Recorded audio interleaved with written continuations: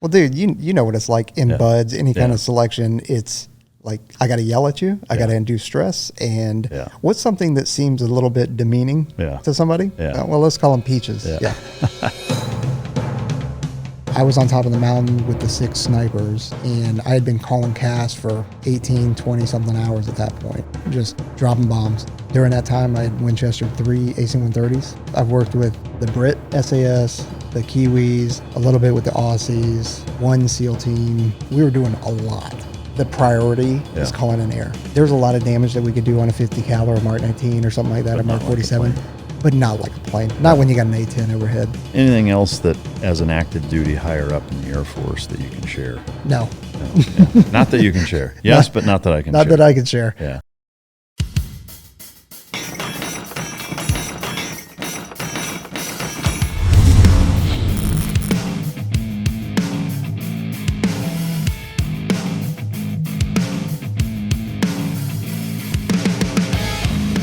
Ladies and gentlemen, as always, it's both an honor and a pleasure to welcome my next guest to the podcast.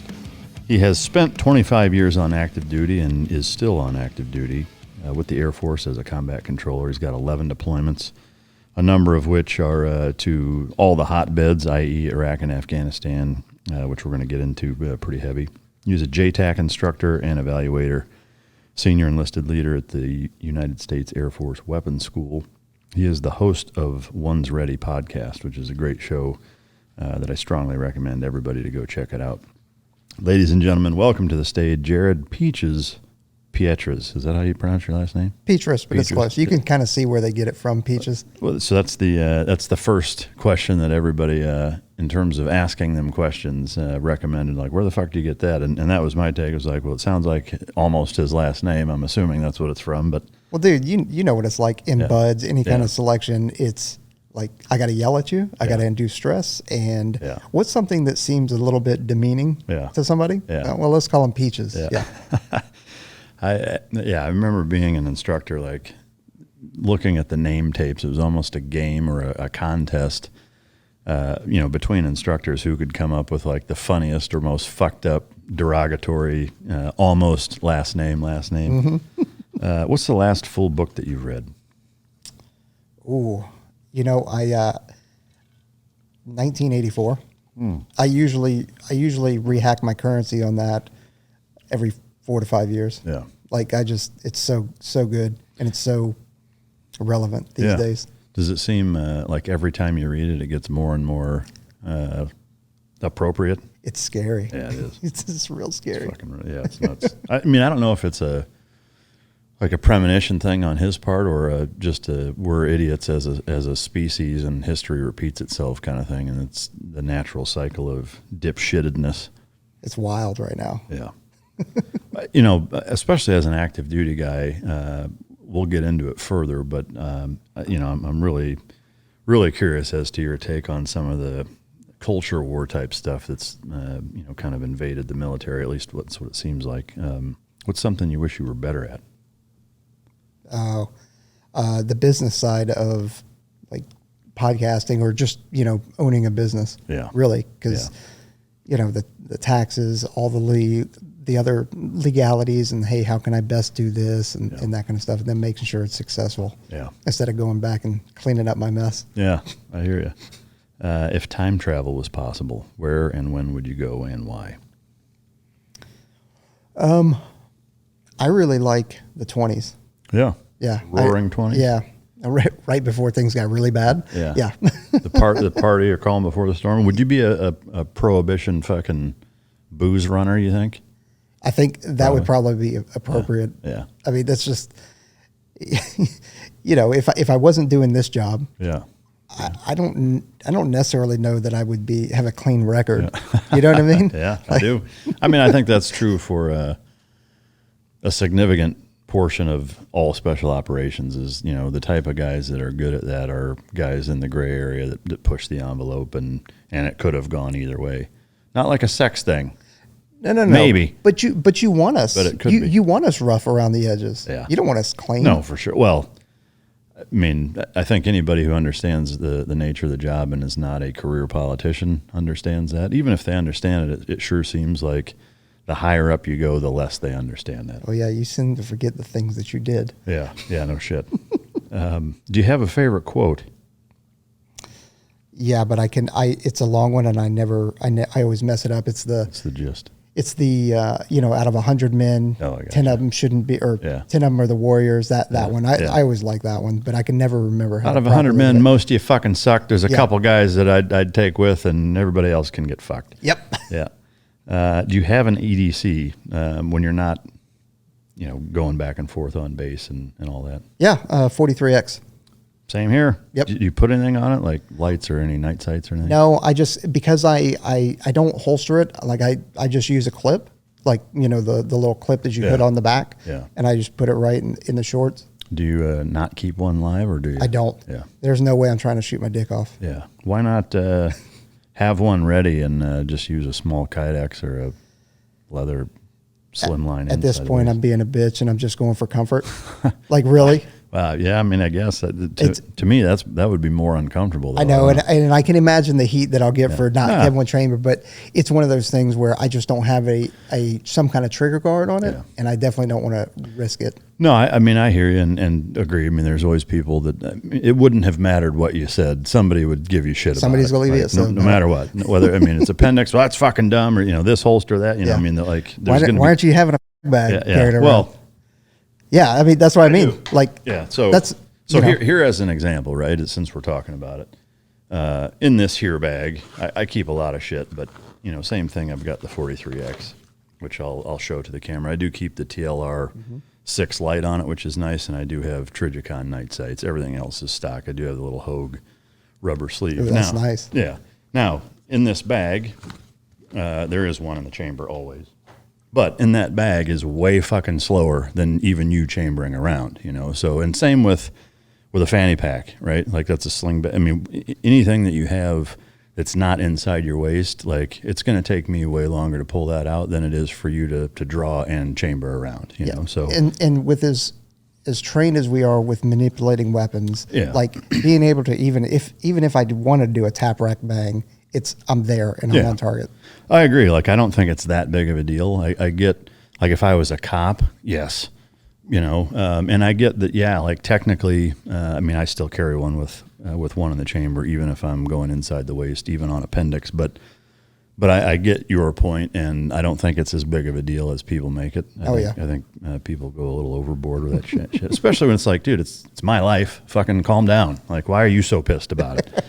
Why do you give a fuck what I carry? Because it means you're not really know what you're talking about. Yeah, it's like, how do you give that big of a fuck? But whatever. Do you have a morning routine, normal day in town? What time do you get up in the first 3 hours?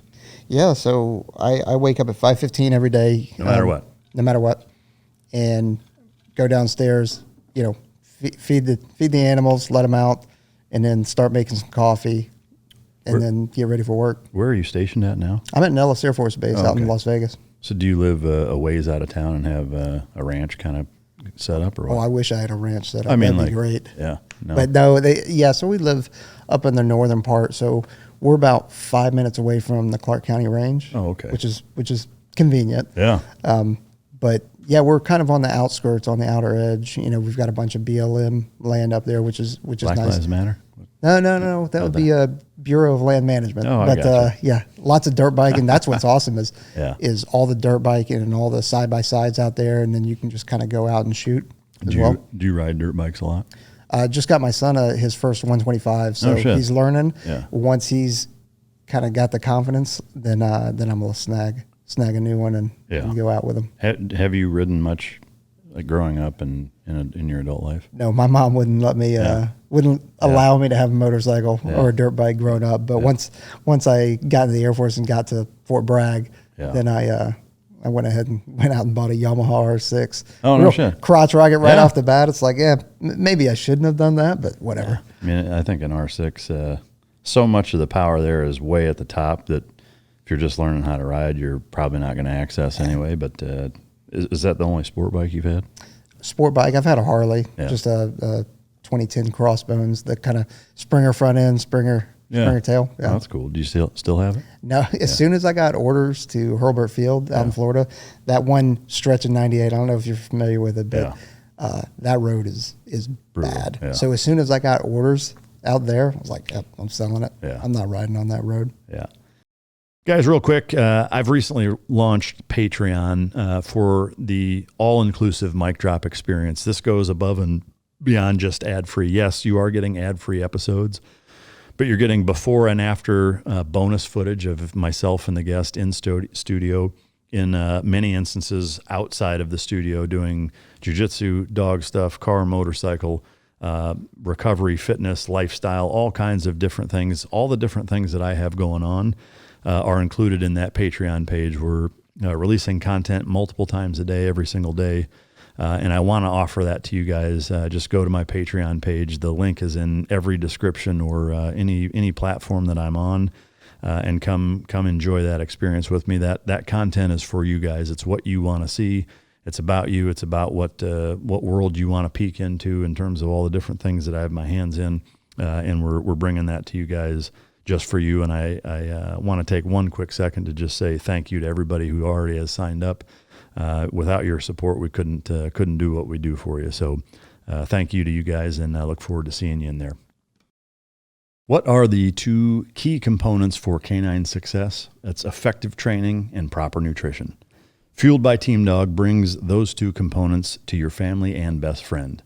The perfect nutritional balance that results in a higher mental acuity, energy, overall vitality, and even an improved appearance. Every product you will find in my company's store was born from the battlefield and not from the boardroom.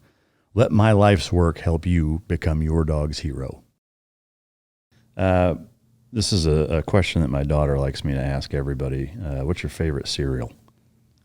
Oh, it's Cinnamon Toast Crunch. Amen. That's one of my tops for You're sure. a heathen if not. Yeah, fucking communist. Where are you originally from? South Carolina, Columbia. In childhood-wise, what was that like growing up there? It was fine.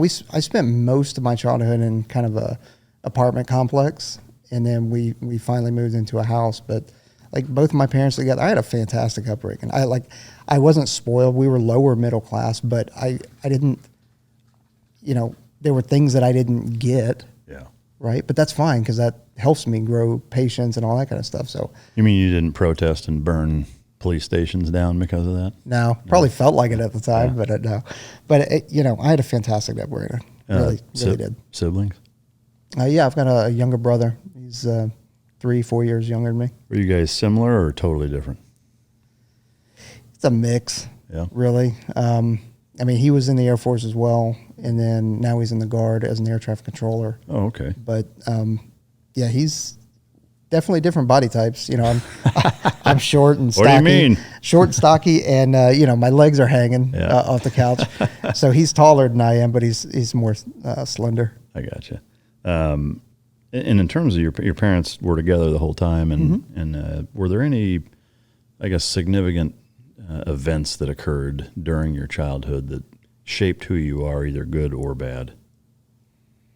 I'm sure there are, but that's kind of one of the unfortunate things about at least some of the deployments or whatever that I'll get into is like I've lost a lot of my kind of memory with a lot of stuff. So I'm sure that there were formative events. Yeah.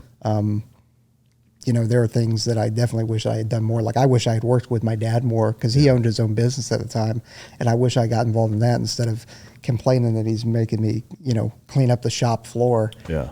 When I'm like, hey, I want to learn this other stuff, and it's like, well, you gotta start small. Yeah. You gotta earn your keep, and then Yeah. Yeah. Did you shoot or hunt or anything much growing up, or? Where we lived, there wasn't much of that. We would have had to go to it, and my dad wasn't really a hunter. Yeah. So I shot when I was probably 5, but it was just a long rifle, 22. Yeah. Yeah. Did you play any sports? Yeah, I grew up playing soccer. Really? Yeah, soccer mostly. And then last 2 years of high school ran cross country as a way to prep for the pipeline. Yeah. So what was the light switch moment for you in terms of deciding that you wanted to join the Air Force and specifically the AFSOC Special Operations Pipeline? Okay, so I had a cousin. Was she good looking? Well, he was a good looking dude. Yes, he was a handsome dude, but he was older than me, and he was going through like Marine ROTC and that kind of stuff. He was, I don't know, 4 or 5 years older than me. And then, so as we would spend summers together, because we'd all go to the grandparents' house summers together, he would tell these stories about just, and it wasn't anything crazy. Just like, hey, me and the bros hanging out and we did something stupid or somebody did something funny. Yeah. I was like, man, that's pretty cool. I want stories like that. So I went to my high school and I was like, all right, well, I'm gonna do ROTC. And they had kind of an orientation over the weekend, and I'm getting yelled at by my peers. And I'm like, nope, this shit's not for me. Yeah. I am not, like, I know who you are because I've been in class with you. Yeah. You're not yelling at me for that. So I was like, all right, I'm done with that. And that was at the age of, 15, 16. So everybody's like, there's no way he's going to military. All right, so we got to start thinking about something else. But every time we would meet up and he'd talk about all these things, I'm like, man, that's awesome. So he ended up going and being a Super Hornet pilot. Oh, no shit. Yeah. Wow. And then, so I came in and I was like, just that's what I'm doing. Typical influences for our generation: Lethal Weapon, Die Hard, those kind of fucking things. Miami Vice. Exactly. Like bad, just Rambo. Kick-ass movies of people just kicking ass. Yeah. So did that, and kind of the rest is history. But he helped kind of mold me into that, because my mom, dad, they weren't military. My grandfather was a corpsman in the Navy during the Korean War and stuff. But what was it about the Air Force though that made you say, I want to do that, as opposed to say a real branch? Instead of the chair force. Well, so I did consider the others, but the Air Force at the time was the only one where you could go straight in without doing another MOS or another AFSC or another job. Because I think when you came in, you still had to go. Yeah, there's no guarantees. Right. So it was there was the SEAL source ratings, which there was like 15 or so regular Navy jobs that you had to pick, and if you didn't make it, well, you're going there. So exactly. And then also, like, I know with the SEALs, you were guaranteed dive and free falling and stuff like that, but not really. Not at that time at all. I think now they are, though. Yeah, now it's more of a pipeline. I think they've taken a page out of the Air Force book as far as that goes, and like free fall has been brought in house. I mean, when I first, the first few years I was in the SEAL teams, it was like, out of a platoon, you'd have 3 or 4 guys that were free fall qualled, and the rest were static line. So if we did a hard duck, throwing a fucking Zodiac out of a plane and jumping into the water with it, they would kick the duck out. The free fall dudes would hop and pop in after it, and then once they were in the water, kind of got their shit together, like while we're doing racetracks, then we would static line later and hope to get close enough to where we could land somewhere close to them, and so that was usually how it worked. Now, free fall isn't such a special billet thing; it's all done in house and what have you. But sniper was the same way. Like there's a couple of snipers per platoon. That's still, I think, that way. I think there's maybe more spots, but just a really inefficient way to do it. And I remember going through Fort Benning at the regular static line jump course and seeing Air Force guys there that were going through like halfway through their pipeline, and I just remember thinking like, God damn, what a good deal, man. That why don't we do that shit? Super smart. And that's what it was. It was like I know right off the bat I'm guaranteed to go to free fall. I'm guaranteed to go to dive, and I don't have to do another job early. That's perfect. Sign me up. Yep. Now from the notes that I have. You originally wanted to do pararescue, right? But at some point in the middle of training decided to switch to CCT. Can you talk about that? Well, so, we didn't, wait, this really sounds bad. We didn't have internet at the time, fucking boomer, right? But, all the resources didn't exist. So, you either had, a recruiter had the tube TV that he had tied to the, cargo strap to the cart, or you had the trifold pamphlet. So all I knew about was pararescue. Yeah. And so when we show up to selection, which at the time was called NDOC, I had PJ trainees and I had combat control trainees. I had no idea what CCT trainees were. And so there was a large disparity. So many PJs, very few CCT, and the instructors were like, dude, this is bullshit. So, and the Air Force needed the numbers. Yeah. And so we got a capability brief from one of the instructors. I'm like, no kidding, here's what a CCT does. This is your one opportunity. You know, you'll still get the same bonus for signing and all that kind of stuff. That this is an opportunity for you to switch, non-retributional kind of thing or attributional. And man, we had a whole bunch of us that swapped over. So the PJs were pissed. Yeah. But then the CCT were happy, and then so there was quite a few of us that did that. I mean, so at that time, your understanding of the contrast between jobs, what was it about CCT that you're like, that seems way better? It was working with planes. Like, hey, medical interests me because I had spent 2.5 years when I was in high school working at a vet clinic. Yeah. So I was a vet tech, you know, doing surgeries and that kind of stuff. So the medical piece kind of, I don't want to say I knew it, but like I was comfortable with it, and I wasn't squeamish or anything like that. But then the idea of talking on radios, having planes land, working with planes, calling in airstrikes, I was like, that sounds a lot better to me. Now, 25 years later, looking back, and if you kind of look at it from a, you know, the 30,000-foot view, no pun intended, talking about airplanes, do you still feel like that's the way better gig for somebody that's like, oh, I want to join and I want to be in Air Force Special Operations, but I want to go to war, so to speak?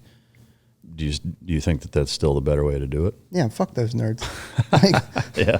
Fucking PJs. Yeah. No, I love them. You know, the cool thing is we've gone through a pipeline together, so we're all really close. But yeah, because I wouldn't have the deployment experiences I have. I wouldn't know and meet the same people that I know, and I definitely wouldn't be at Nellis, and I wouldn't have been at MacDill at SOCOM headquarters at the time. Like, so I've got a lot of assignments and time in that I would not have had as a PJ. Yeah, it makes sense. And I suppose in thinking of it from if you're in country or you're getting, you know, if some dude looking at the chessboard is like, oh, we need guys here and here, like you guys are going to always be attached to DAMNet guys and to CAG guys, and you know, probably more so than the PJs, right? Well, I mean, I can't speak to their operational like numbers and all that kind of stuff now, but from what I understand is typically you are always going to have a CCT that's going to be able to provide that capability, and almost entirely they're going to have PJs as well. Yeah, we had a CCT guy with us in Iraq. Yeah, he was awesome. Yeah, he saved our ass. Who was it? I get the same question when they're like, oh, when you were attached to ODA or CLT, whatever, like what were the guys? I'm like, dude, I have no fucking idea. I should know his name. It's on the tip of my tongue. I mean, it was a nickname. I have no fucking idea what his real name is. God damn it, I can picture his face. He had a total Magnum PI 80s porn stash. Of course he did. Fucking great dude, though. Such a trooper. Like, we fucked with him all the time. Not like really fucked with him, but just, you know, kind of busted his balls, and he gave it back. I mean, he fit right in, and he was awesome. Yeah, no soap parties, but No, he was great. I mean, he pulled his weight and hooked us up huge. And God damn it, I can't remember his name. I'll have to ask one of my guys. But all right, so you make the swap. The pipeline's still the same. At what point does PJs and combat controllers, at what point do they split off and go to their prospective training? So at the time, we would finish NDOC, and then we'd go straight to Key West for dive school, do the Special Forces dive school, and then we'd hit your normal, you know, SEER, airborne, the kind of the same kind of thing that you guys do. And then that's when we would break off. The PJs would go to medical, and then we would go to air traffic control school. Okay. So that's kind of where we, you know, diverge. Yeah. And then they'd go to PJ school after medical school, and then we would go. And at the time, they used to go to SOMPSI, which is the Special Operations Medic course, I think is what it was. And that's, I mean, you had SEALs, Green Berets, Rangers, PJs. They all went to that. That was like the joint medical school for SOCOM. Yeah. It was still under the JFK Center. Yeah. But everybody went. So it was cool because you know that everybody had a baseline of medical training. Yeah. But and then for CCT, you go to Air Traffic Control School and then do Combat Control School. Yeah, that makes sense. Was there a particular part of the entire training pipeline that for you was the most challenging? I mean, NDOC, the pool, the water. I think that's pretty much everybody's. And I mean, I grew up swimming constantly. Yeah. So even with me, I was very comfortable in the water, but with my stature, when it would take some guys, 4 strokes to get across the pool on an underwater, it's taking me like 12, So. Yeah. Well, I've had PJs and CCT guys on before, and we've, dove pretty heavy into the training, so I don't want to rehash it too much. However, to me, there is, kind of a just almost a mythic like aura around the pool week. Can you just kind of give us a brief overview for those that haven't listened to the other episodes? Yeah, I mean, we would go to the pool every single day, and they still do this now. It's different names and different construct now, but you go to the pool every single day, and it's usually about a 4-hour pool session, and it's made up of, a certain amount of underwaters at a certain interval in terms of time and rest you get. And then you do a mask and snorkel recovery, knot tying underwater, ditch and dawn of equipment, usually a fin swim or something like that. And inevitably you mess something up. So, you got to pay the man. Yeah. Well, so one thing I'm curious about, is the heavy influence or focus on the water, i.e. the pool, is that just to add stress? Because, from an air, I get Pararescue, maybe is going to be in the water, but combat control, like you're calling fucking planes in. Like, why do they hammer you guys in a pool so much? It seems kind of counterintuitive.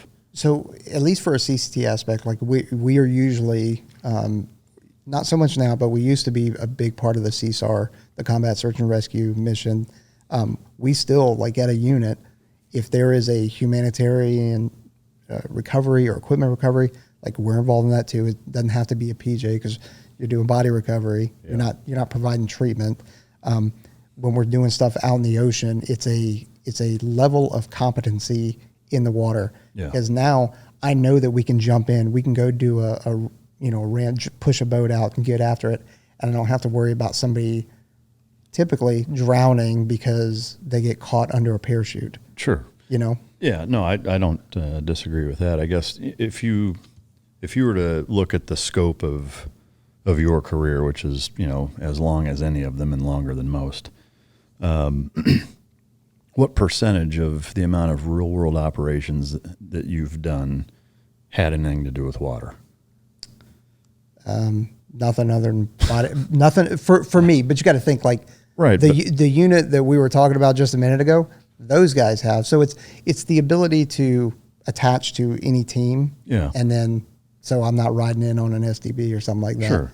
Yeah, I can see doing some of it. It seems like that's kind of the gauntlet, if you will, for Air Force Special Operations is this pool evolution series. It definitely is. And just for me thinking of it like from taking a step back, and it's like, to me, competency in the water obviously is a necessary part of it, but when you're kind of centering most or the entire really difficult part of your guys' selection process has to do with in the water. It's kind of weird. Yeah. To me, I don't know. Yeah, it's you definitely have an aspect of it that Air Force Special Operations Command doesn't either disagrees with us and doesn't necessarily support it. Oh, really? Yeah. Like they give you shit about it or what? They don't. Like, for example, I guess this is probably 8 months ago now, something like that. The commander of AFSOC said effective immediately. Well, he put in a request to the headquarters Air Force, said, hey, request immediately the stand down of any CCT and special reconnaissance going to dive school. PJs could still go, but they alleviated it for combat control, which, I could go into how that's, at least the way that happened is wrong, because it created a big backlog of students that, they comes out on a Friday, they think they're leaving on Saturday to go to dive school. Yeah. And then all of a sudden now you've got a bunch of students just hanging out and training. Oh, wow. Plus, you've got to have a certain amount of instructors at a school, at a joint school there's got to be that ratio. So for every 4 instructors, you're allowed 3 students per instructor kind of thing. So like those are aspects of it too that kind of weren't considered. So yeah, they removed it, but now it's coming back. So you mentioned the reason as to the why was wrong. What was the reason behind it?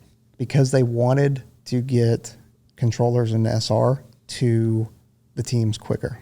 Oh, really? Yep. So less qualified and just there faster. Yeah. Yeah. I mean, and we're talking 6 weeks. Yeah. Wow. Like, I don't, like I said, and when it first happened, I gave AFSOC the benefit of the doubt. Like, and you know, there's critiques that I could have on myself about that too, giving leadership benefit of the doubt. But I do try and give leadership benefit of the doubt. Yeah. And so I was like, okay, maybe there's, they have variables to the equation that I don't have access to. Mm-hmm. I was like, so maybe there's some reasons. And turns out that there wasn't. Yeah. There was no saving of money. There was no saving of time. So, and the reason why there's no saving of time is because I don't control airborne school, like the scheduling of airborne school. I don't control the scheduling of free fall school, right? All these joint schools that we go to, we don't own, so we don't control the schedule. So instead of me using that 5 or 6 weeks between hand to go, okay, well, if that lines up, I can go to scuba school. Yeah. I've just got students just sitting, waiting out, just working out, idle hands, kind of getting in trouble. Yeah. I mean, what do you know, like from a justification standpoint, what was going on that they needed guys to get to the field so much faster? It's not like there's any huge conflicts going on. No, I don't know specifically at all. Did you see the email? Yeah, it was a memo that went pretty viral, at least within our community. Yeah. And then, anything like that, we're definitely going to start taking spears from other communities too, as we should. Yeah. Guys, as you know, I work with a number of different products. One that's easily the most near and dear to my heart from a cause standpoint and a personal relation standpoint is Bubs Naturals. The hat on the coffee table sitting right in front of me belonged to Glenn Doherty. It was a John Deere hat that I gave him. He had it when he tragically passed in Benghazi. And I was fortunate enough to get it back from one of the co-owners of Buds. He sent it back to me to be able to keep. Bubs Naturals is a tribute to Glenn. He was one of everybody's. He's kind of that guy that was everybody's best friend. I met several people that considered him his best friend, and he was a guy that was impossible not to like, and just caused happy waves that rippled through every community he was ever a part of. His nickname was Bub, and that's where Bubs Naturals comes from. But it's a lifestyle brand. It's inspired by Glenn. They give a ton to charity. They've donated over $200,000 to charitable causes since their inception in 2018. On Veterans Day, 100% of the proceeds go to the Glenn Doherty Memorial Foundation, which does phenomenal work helping active duty and children of lost active duty members go to college or scholarships that they've donated a ton, and they also are heavy into the recreation space of helping people do that, because that's what Bub was all about. They have collagen peptides, which I put into my morning routine every single morning, as well as the functional creamer / MCT oil that goes into it as well. They have hydrate or dielectric electrolyte drink mixes, which are great for pre-workout, during workout, and post-workout to get all the added sodium, potassium, magnesium, etc. that's required when you deplete it. And they now have Bubs Brew, which is a specialty organic coffee that is also very, very good. It's USDA organic, fair trade. It's Whole30 approved, which is the first time that's happened. It's free of yeast, mold, and aflatoxins. Small lot roasted, guaranteed fresh, and it tastes great. Biggest thing is Bubs is a family company. The way that they started is, again, super close to my heart, with him being one of my closest friends for a long time. And I just can't say enough good things about that company, of the product that they put out, why they started, what they give back to veteran communities and the Glenn Doherty Memorial Foundation. And I encourage you to go to bubs.com, and now there's a landing page specifically for Mic Drop listeners. Just enter the code Mike, M-I-K-E, all caps, and you get 20% off your first purchase at bubsnaturals.com. So that's www.bubsnaturals.com/Mike. And you can check out the Mic Drop landing page and go support an amazing cause. So because you're on active duty, you're like, just a fair warning to the audience and you, I guess, I'm going to bring shit like this up more often than I would in somebody that's been out for a little Let's while. do it. But you got to know anything that I say. Yeah. Like for the folks out there, like these are my opinions and mine alone. Well, no, this isn't even an opinion thing. Any of the higher ups within the Air Force that you've ever gotten any memos or emails from, any of them put their fucking pronouns in their signature? Not that I've seen. Not that you've seen. But, or not that I've paid attention to, but I do notice it in people's emails and stuff like that. In the Air Force? Uh-huh. Like guys you work with? No. Or who? Like people outside the community? Yeah. People outside the community. I've yet to see somebody within my community that does that. Yeah. But there definitely are people, because you're getting emails from outside entities, on base and stuff like that. There definitely are. What do you think about that? I don't give a fuck about your pronouns, personally. Yeah. I like your pronouns essentially or your rank. Yeah. Like if you really want to play that game, like then you need to call me chief. Yeah. Right? Yeah. Like yeah. if that's what we're gonna do. Yeah. But Nellis was one of the ones that had the story time thing Oh, really? before I got there. No shit. Mm-hmm. Who makes that call? The base commander. And who the fuck is he? Right now Or who was the guy that made that call? Right now he's a 06. Really? Yeah. EOD background. How's that? Can you help me understand how that's possible? Dude, I wish I could, because it's not like it's his idea, right? It's not like he came up with that. Somebody had to say, "Hey, this is a good idea," and push it through, and like it had to hit several levels. And he went along with it. Yeah. Man, I don't get it. I don't either. Any fallout from that? Like on base or with any of the guys? Like, did any of the guys that you know of like have their kids there that? Not that I know of. Yeah. No, I mean you're marked at that point. It's like, dude, what? Yeah. And you kind of lost your compass there. Like what? Yeah, it's wild. All right, so you get through training. Anything else relevant to mention that happened during training that stands out as being memorable or worth talking about?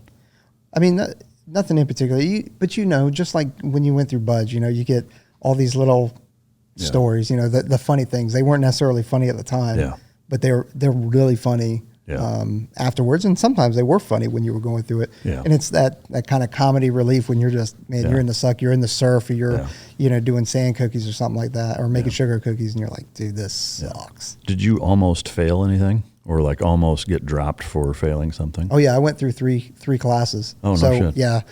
So one of them was, the first one was I failed. I'm just, I'm not a fast fin swimmer. Yeah. You put fins on me and I'm slow. Yeah. I'm not a particularly fast runner either, but I got one speed kind of thing. So yeah, I failed fin swimming the first time. Second time I got a really, really bad staph infection and had to get pulled. And then the third time I made it to the very end of NDOC. Me and one other guy were remaining, and I failed the fin swim by 2 seconds. So they made me re-eval the very next day, and I failed it by even more then. Oh, wow. Yeah. And so what they did is they're like, hey, cool, we want to keep you. So what we're going to do is we're going to send you to Air Traffic Control School. That way, if I fail out again, at least I have a job to fall back on. Yeah. And then I could, I've got part of the training done. Yeah. So sent me to Air Traffic Control School, and while I was at Air Traffic Control School, they changed the pipeline. Oh, okay. And so I was able to come back through and do the new pipeline at that time. Yeah. Did you ever almost quit? Not that I know of. Not that I remember. Yeah. I never, there were some dark times in terms of like, boy, I don't know, but I don't think I ever was like, yeah, today's the day. Yeah. Same here. And I've seen interviews with other guys from our communities that are like, oh, if somebody says they didn't almost quit, they're lying. It's like, I never seriously considered it. Like, not to say that it was easy, because it was horrible. But I never was like seriously contemplating, man, I don't know if this is for me. I mean, from my experience as an instructor, you could see those wheels turning in guys, and usually once they were at that point, it was a matter of time. That was my experience with it. But what year did you come in? I came in 99. Okay. So did 9/11 happen during your time in the pipeline? Yeah, so I was already at Herbert Field, going through kind of our advanced skills training. So I'm already a qualified combat controller. I'm just getting some advanced skill levels. So that's when it happened. And how was that experience for you at that time? Like, walk us through when you heard and what you guys did in the subsequent few days. Yeah, so we were jacking steel at the base gym, and then they got the TVs everywhere, and you kind of see it. When I first saw it, for the first one, I was like, oh, some idiot ran a Cessna into the tower, and then as we're watching it, I could see another plane just come smack into it. So I was like, okay, I think we're done with the workout now. When everybody showed up at the unit, base is locked down. We start just getting ready, trying to get intel briefs as well as we can because we've got it embedded into the unit, and just started kind of making sure everybody's shit's tight because we knew that we were going to be going someplace. Yeah. Now, we're helping the guys that are already qualified operators since we're still in school, but we're lobbying. We're like, hey, you're going to need people. Yeah. What better of a learning location than actually on a deployment? So we were jockeying for that, but we ended up having to stay behind while everybody else blew out. Yeah. And then, which is never frustrating. What? So how soon after 9/11 did you actually deploy? Actually, on September 11th, 2002. No shit. Yep. On the day. On the day. Wow. Yeah. We flew out. And where did you go? I went to Kandahar, and then I was flying CSAR with the MH-53s.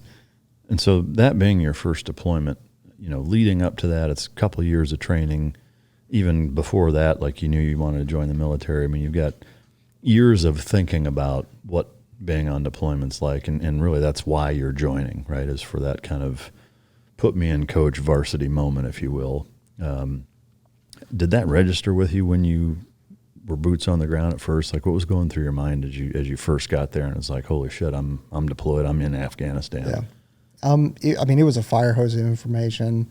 You realize it's a big deal when you've got, one or two 53s that are flying, with you got their crew on them, and then it's two PJs and me. Yeah. And we're the support for anybody that goes down, anybody gets shot down or anything like that. And, CSAR stands for come sit and relax, So, Fucking A, it does. Yeah. But I was really, really lucky because midway through that deployment, I got ripped out of the CSAR part, and the Kiwis that were there needed a CCT and a JTAC. No shit.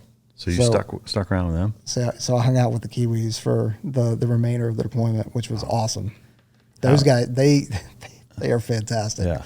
For caliber of dude wise, pretty similar to what you were used to working with? Yeah. Or, would you say maybe even better, or? That's their SAS dudes. Yeah. So I would say they were probably better. They were definitely better trained than I was at the time. Yeah. Them and the Aussies they would have competitions to see who could stay out the longest. Oh, no shit. Yeah. They made it a point of not coming back to base. So we would go out fucking stubborn bastard for weeks at a time. Yeah. Just, wet wipe shower kind of thing. And ringworm, crotch rot. Oh, so so they were just, you're like, dude, come on, can we just go back to? Yeah. They're like, nah, mate, we're staying out. Yeah. Did you notice a difference between Kiwis and Aussies, like in terms of caliber of dude, how well trained, equipment? Like, was it pretty neck and neck, or does one stand above the rest? They seem neck and neck. Yeah. They definitely were, and they have an exchange program, or at least they did at the time. Yeah. But they seem neck and neck, yeah. really. Super, super dudes. Yeah. Professional, very, very tactically sound. Can you tell the difference accent-wise between the two? Yeah. Yeah. Yeah. I couldn't. Well, so I'm married to an English person. Oh, okay. Right. So I don't even really hear her accent anymore, but yeah. But yeah, I've just got an ear for it now, where I can tell if somebody's from different parts of England too. Because if you go 20 minutes down the road in England, it's a different accent. Could you ballpark how many different legitimate accents there are within the UK, or not even the UK, because there'd be fucking hundreds of them probably, but just within England in particular, I guess. Yeah, there's probably 50 different. Oh shit. Yeah.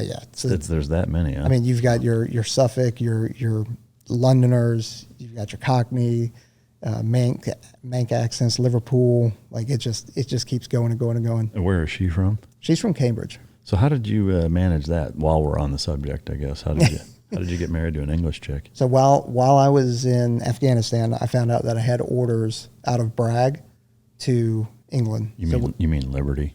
Yeah. No. Fucking No, it will always be Bragg. It'll always be Do you Pope. guys still call it Fort Bragg, everybody? Yeah. Okay. At least me and all my friends. Yeah. We don't do that. Shit drives me nuts. That's another thing. Yeah. Fucking pronouns, just another base thing. change names. The fuck. But yeah, so I ended up I got back from that deployment, then stayed back for a month, did the invasion into Iraq, and then over there for that deployment, and then came back and then left for England. And then I spent 8 years over in England. No shit. 8 fucking years. Yeah. In terms of your 11 deployments, where did that 8-year stint fall? Was it like It right in the middle? Yeah. Yeah. All right. So you mentioned before we get to that, you mentioned you were on the initial invasion of Iraq. Mm-hmm. So was I. I'm curious, what was your path in terms of, say, 2 weeks prior to it kicking off? I don't know if you remember the Go-Plats being taken down. Yeah. So was that you guys? It was, yeah. Okay. So we did that, but I'm curious, like, we'll say push a week prior to that. Can you walk us through what your experience of the invasion of Iraq was like? Yeah, so, I mean, we were in Jordan. That's where we were staging out of. We were getting prepped to go in because we had the Aussies out there as well. And so we were attaching dues to all the coalition folks. And it was just the prep. But it was so much of a, okay, we're going in? No, not yet. We're going in? No, we're not yet. And so it was getting frustrating. And then they started getting cuts. I can't imagine it's funding cuts at the time. I don't know what it is. I guess it's probably logistical cuts of things coming in. But they put us down to one meal a day, one hot meal a day. Everything else was MREs as we're coming up to run up. And it was just a bunch of mission planning over and over and over again and rehearsals and that kind of stuff. And then finally it was like, okay, no, we're actually for real this time. We're going in. So with those rehearsals, were they generic or was there a specific, when we go in, this is what we're doing? So for me, we were doing specific to Baghdad by app. Okay. So that's what we were doing because I was still a young pup at that time, and our tier 1 folks were the ones with third ID going in, and the Rangers and that kind of stuff doing that kind of thing. Yeah. And then so I'm, as a young dude E4, I'm going in to Baghdad to help set up the airfield. And so is that what happened? Mm-hmm. How did you guys make your way from Jordan to Baghdad? Did you drive Humvees or what? No, because the initial pushes they're going in, and as soon as they arrive Baghdad, we MC 130 low leveled right in, and then just went Yep. right after it. How, in terms of like the takedown of the airport, how secure was it by the time you guys got there, or did you get there? Those guys already took care of it. Yeah, we didn't fire a single shot. At least my crew did not. Those guys did. They did a bunch. Yeah. But by the time we got in there, it was already good. Yeah. And so was that your second deployment then? Mm-hmm. Yeah. Going back to the Afghanistan deployment, did you get into any good shit on that first run in terms of calling in CAS or anything like that? Just some call for fire stuff. Nothing crazy. Just because nobody got shot down either. Yeah. We had a couple response to QRFs, but that's some Predators had crashed as well. Which shit, I've done like 3 of those Predator recoveries. Really? Yeah. How does that go down? It's just there's a hey, last noted, we know it crashed. It didn't lose link and then return, so we know it crashed, and then we just need somebody to go get it. And it depends on who owns it, right? So you have Air Force ones, but then you also have OGA type ones. So those are a little hotter, and you just get some dude. It's like, hey, here's the grid. Here's what happened. This is what we need to find a bird, and you're just like, okay, we just don't find a bird, but they have the ability to now like confiscate, an aircraft, borrow. So that's kind of how that worked, but yeah. But can you walk us through what it's like? Like to me, how much do those things weigh? So by the time we get to it, if it's crashed like into a mountain, which the 3 that I've done were just crashed into a mountain, it's just pieces. But you want to get any kind of sensitive thing. So if there's still a Hellfire that is intact, like you got to secure that. Will you blow it in place? Yeah, we bip it. Yeah. Yep. In those 3 instances, do you know, did they crash on their own, or were they either shot down or jammed? And None of them were shot down. They either lost control, or like one of them crashed into the mountains in a country that happens to border Afghanistan. Yeah. And so we went in there to get it, but you know, it probably, whether it got jammed or not, I don't know, because this is early on. The Predators were not fantastic. I mean, they were literally a plane that had a snowmobile motor in it, flying around. Like, you know, so they're not great. I mean, that's what they use as an actual snowmobile. The first generation, yeah. So what kind of horsepower is that? Do you know? Like a couple hundred? Not much. Less than 100? Yeah. Which is why you could hear it so well, because it had that kind of that whiny. Yeah. That's interesting. All right. So did the Iraq deployment? You did the Afghanistan deployment, then the Iraq deployment. Throughout, once you took BIOP down, was there anything else in that deployment that was pretty awesome or memorable, or was it pretty low key? No, we went out with the Rangers a couple times when they'd go secure something, but that was about it. No shots fired or anything like that. Yeah. It was more of securing areas so that, you know, kind of setting up a cordon with them. All right, so that's out of 11 deployments, you got Afghanistan, Iraq. What came after Iraq? My move over to the UK. Which was 8 years, right? Yep. And what were you doing there? So we actually have a unit in the United Kingdom that is the 321st STS, but, you know, you've got Unit 2 for NSW out there. You've got SECO for the Army out there, part of 10th Group, and then us. So that's the kind of soft contingent out there. And it's supposed to be more of like a, you know, different people use CIF, the Commanders in Extremist Force, or CRIF, or whatever. Everybody's got a different word for it.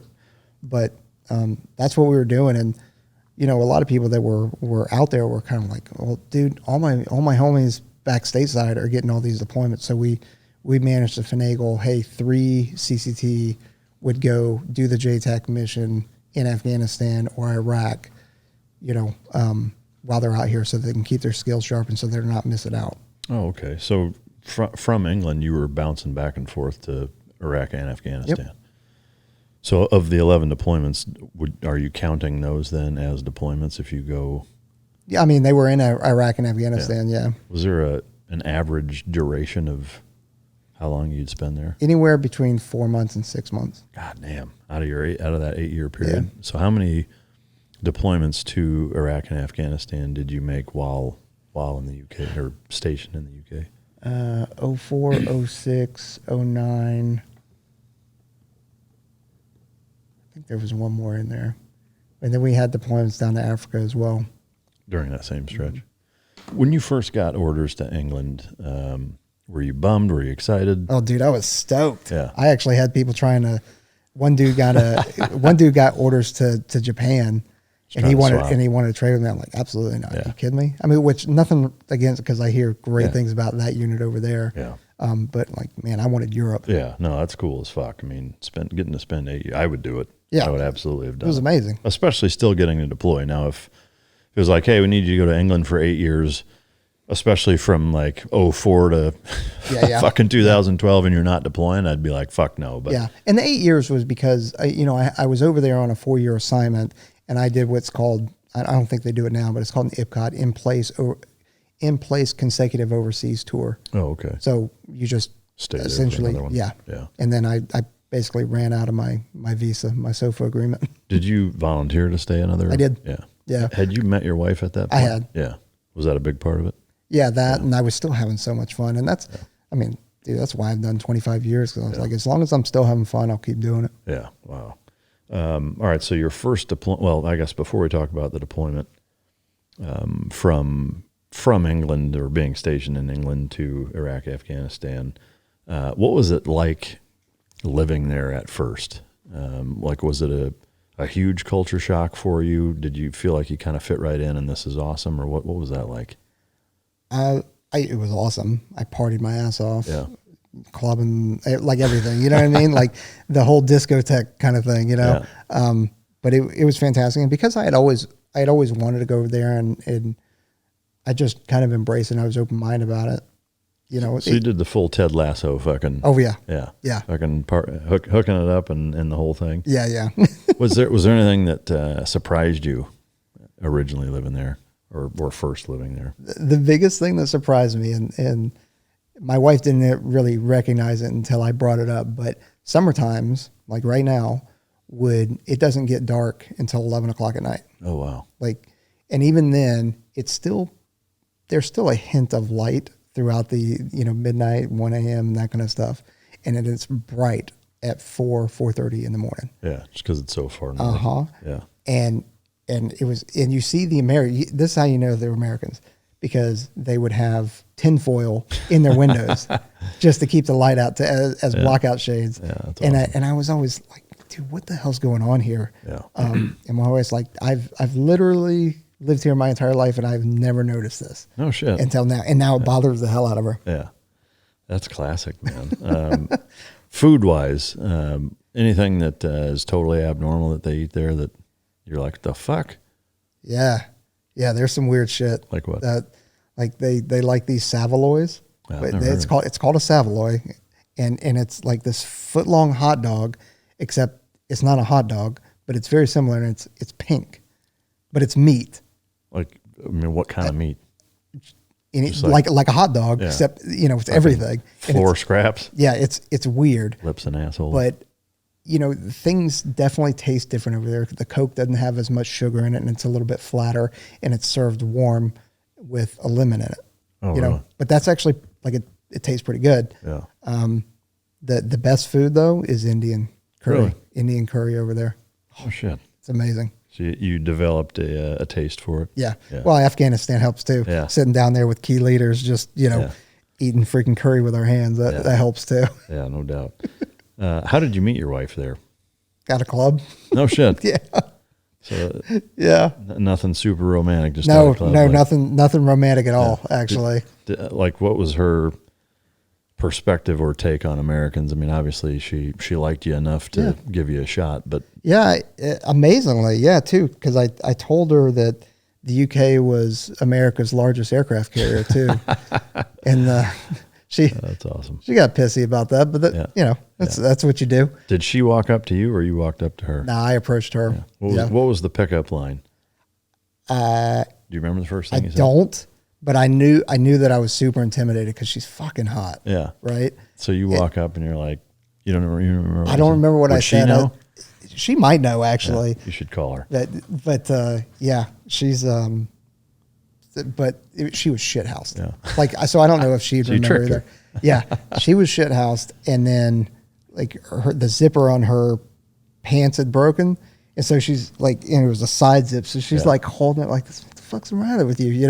Kind of thing. She's like, well, my zipper's broken and all this kind of stuff. And then we just kind of hit it off from there. And I actually thought that she was trying to ditch me because as we're trading phone numbers, I just gave her my phone to type in, and she's looking at her phone, with vodka eyes or whatever. And she's just like typing in the wrong number. I'm like, hey, listen, if you're not interested, like, don't lead me on here. Don't put in the wrong number and then have me text somebody else. Yeah. Like, just tell me and I'll fuck off. Yeah. She's like, no, you put it in. You put it in. Yeah. So that's what it was. So when you first reached out to her after that, how did that go? It went well. It was more of a like, oh yeah, I do remember you actually. Yeah. That kind of thing. And then, she lived about from Milton Hall where we were at. That's like 45 minutes away. Yeah. So I'd have to drive out there and see her, take her on dates and stuff like that. Did you have a car? I did. Yeah. I mean, it's a bit of an adjustment driving there. Yeah. Well, the boys hooked me up the night I arrived. You're already jet lagged and all that kind of stuff. And they were like, dude, we're going out. Let's party. and I don't drink out of all my friends and stuff like that. So I was driving. Yeah. Driving right-hand side vehicle or right-hand, drive vehicle on the left-hand side of the road in the middle of the night after partying, and I'm jet lagged. Stupid as hell. But I hooked it up and got us home safe. Wow. That's nuts. All right. So as you kind of get further down the road in England, how long had you been there before you made your first deployment? Oh, I guess I had been there about a year. And like, what are you typically doing while you're there and not in Iraq or Afghanistan or North Africa? Like, are you training? Or are you just training, and then we'll do JSETs as well. Like with the Brits and yeah, JSETs with the Brits, JSETs with the Malians, or any any kind of, whether it's a JSET in Europe or a JSET in Africa, we'd do that. I gotcha. Living conditions wise, you said Milton Hall is where you stayed. Is that like barracks housing or? No, it's a village. Oh, okay. Yeah, it is a village in Suffolk. That's England. Where you guys were based out of, basically. Mm-hmm. Yeah. Yep. I guess I'm curious how that arrangement works as far as having active duty American troops. Like, are they U.S. government buildings? Are they U.K. government buildings that they let you guys use? Is it almost like an embassy kind of scenario, or how does that all shake out? So it is kind of unusual. So the Air Force, or I don't know if it's Air Force or State Department, how that works, but we lease the base from them. Okay. Now, if there's milcons and stuff like that, yeah, that is the Air Force paying for that. But like any of the buildings they're already existing, yeah, we're leasing them. And we actually thought that we were going to, this was, I don't know, 10 years ago now, they were talking about like, all right, we're not going to renew our lease, try and close some of these bases, cut some costs. And that ended up not happening. So we renewed the lease for like another 30 years or something like that, Yeah. Did you stay out in town, like in civilian housing? Yeah. Yeah. Kind of similarly, it just works the same way as here, as you get housing allowance and find a place, and it's no big deal. Yeah, it is run a little bit different over there. Instead of it being BAH, it's OHA, so Overseas Housing Allowance. Which I hope is more, or I would assume is more. It is more, but you don't get to keep whatever you don't use. Oh, okay. So, like here in the States, you that's a flat rate and you get it no matter what. Overseas, you actually have to turn in your lease agreement, and then they go, okay, well, you're getting charged £1,000 a month. That's what you're getting, even though you're authorized £1,500 a month.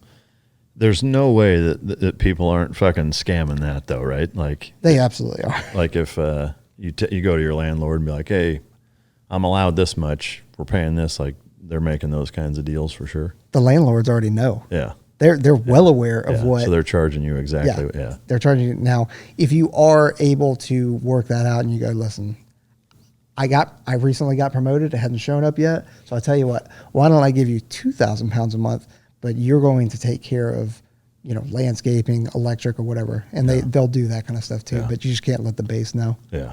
Did you get the impression that the overall impression, sound like fucking Austin Powers, allow myself to introduce myself.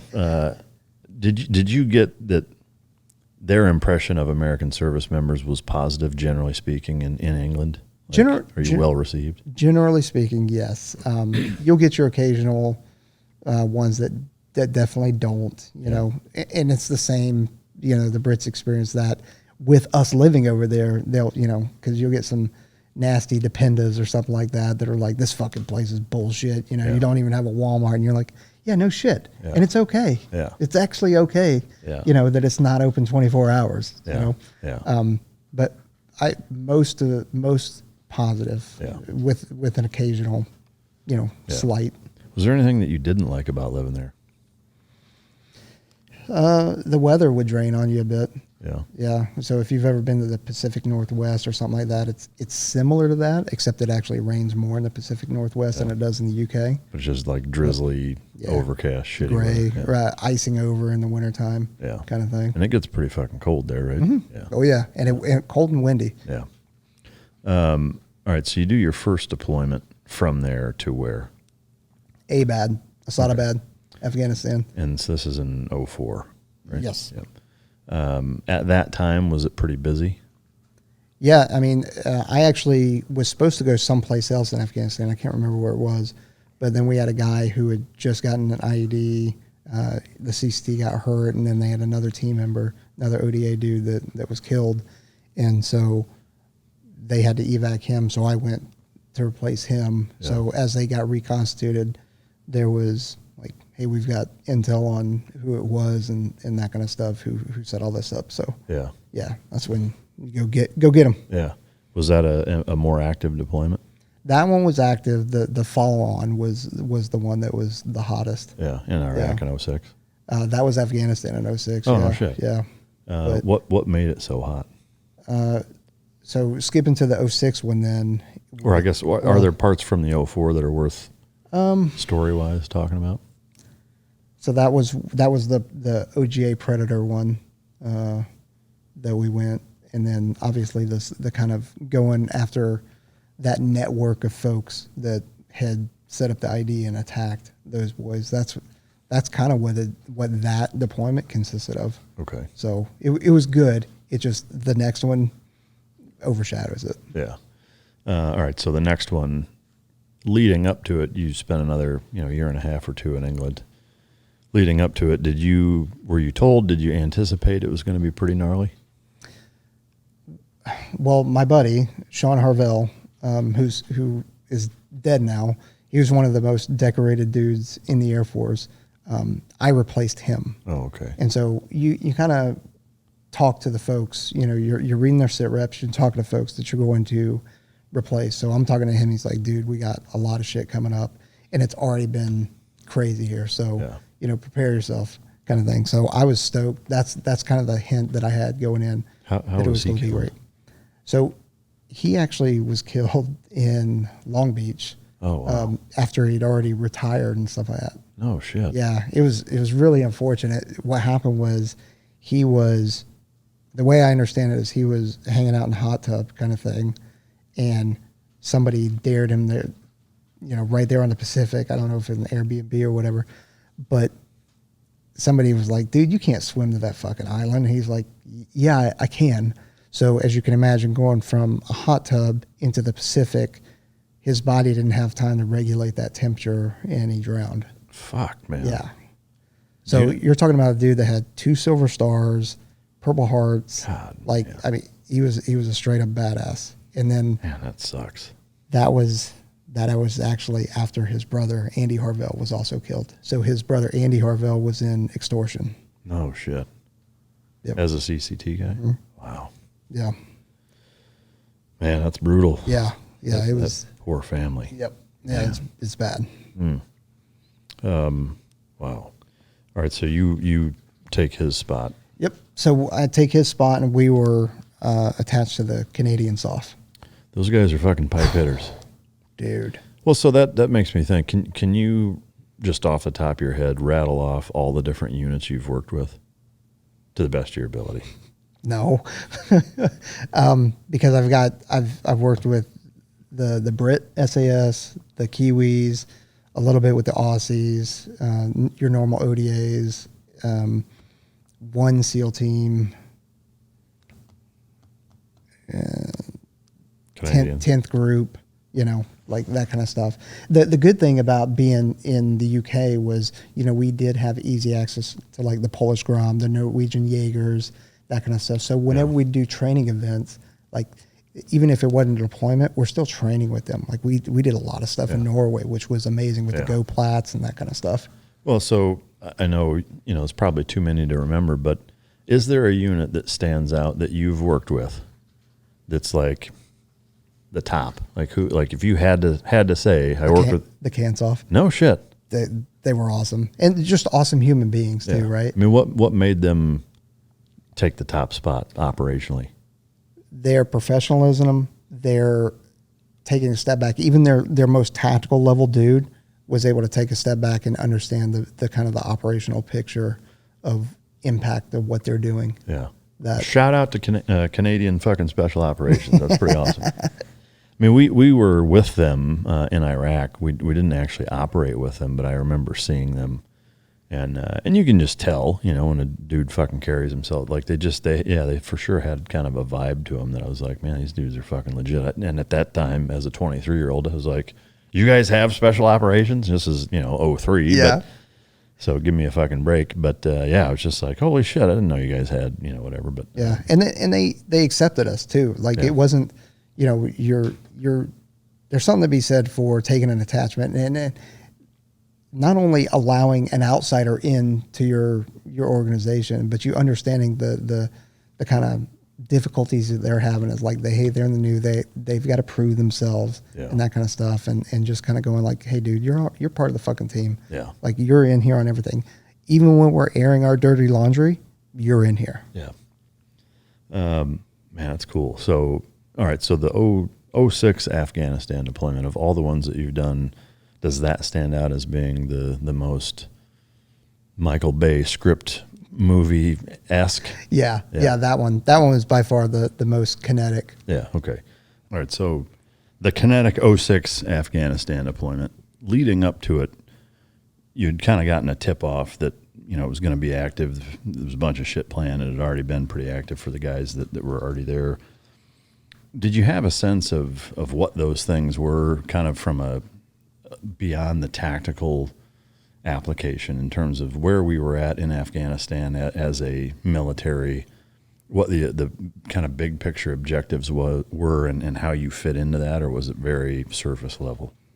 My understanding was very surface level. I never, to my own detriment, and I regret it more now than I did then, was I stuck surface level. Yeah. I was just very tactical. I didn't care about the operational impact, strategic, what the lines of effort were. I didn't care. Yeah. I just wanted to go get some. Yeah. Like, that's really what it was. Yeah. So, I just knew that there was going to be a fairly large operation coming up where it was a mixture of, CANSOF, conventional Canadian forces, ODAs, and that kind of stuff. Was there any direction given as far as this is the area you're going to, this group of or subset of the Taliban is doing X, we're going to try to, did they even tell you that, or was it just go over there and do what you're told? Yeah, so it was in the Panjwai Valley. So Panjwai historically is where the Afghans kicked the Russians' ass. Very, very hardened structures in terms of grape drying huts, the grape or whatever, the hedgerows or whatever, were these massive, 10 feet tall. Well, everything's 10 feet tall to me, but, How tall are you? I'm 5'4". That's fucking great. So, nobody could really see over them kind of thing. So, and it's just where the Taliban and Afghanis had really dug in, and they just put the work to the Russians. So that's kind of where we were, and we knew that it was going to be a tough fight. So all of the planning and operational stuff that we did, so it was called Operation Medusa. Mm. And pretty apt. Yeah. So we basically, and this was, in Panjwai, so there was, it's still mountains and a river valley and that kind of stuff, but we essentially used a mountain range to split it. So me and the Canadians had everything from the mountain, on top of the mountain, north, and then the two ODAs had everything from just south of the mountain. So these were, we went in with everything: Apaches, A-10s, AC-130s, B-1s, everything that you could think of. We kind of had, and we were dropping so much that we ended up getting naval aircraft as well, Super Hornets and Harriers, because it was just so kinetic. And it was a kind of a mixed bag, or a fucking potluck of different units all kind of hitting it at the same time from different. That's a pretty remarkable feat of coordination, global militarily. That's impressive. Yeah, it was a massive operation. And how long was that? Or how long were you there, I guess? Well, that whole deployment was 6 months, because I split the deployment because, kudos to the CANSOF. They were like, hey, we've already been here. We're ripping out of country, and we're going to go R&R for a month in whatever amazing place. Thailand, probably. Yeah, and then we'll come back. Yeah. So I'm not going to sit on my ass. So they attached me to an ODA. Oh, okay.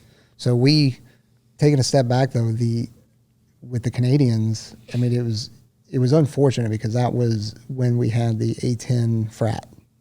So what had happened was I was on top of the mountain with the 6 snipers, and I had been calling CAS for 18, 20 something hours at that point, just dropping bombs. Everything? everything. Winchestering Apaches, Winchestering A-10s. Wow. During that time, I had Winchestered 3 AC-130s. Holy shit. Yeah, so I mean, we were doing a lot, and so one morning, I had been calling CAS all night, so I was like, I'm done. And there was a conventional Canadian JTAC on the ground at the base of the mountain. I hadn't met him or anything like that. I just knew his call sign was down there. I needed to pack up, hike down the mountain, rest, refit, get some sleep. And so, unfortunately, I turned my radio off, which, again, I'm handing it over to. So I didn't do anything wrong, but I do regret turning my radio off. So as we're hiking down the mountain, we are about halfway down the mountain, and just get this weird kind of, it's just not right, spidey senses.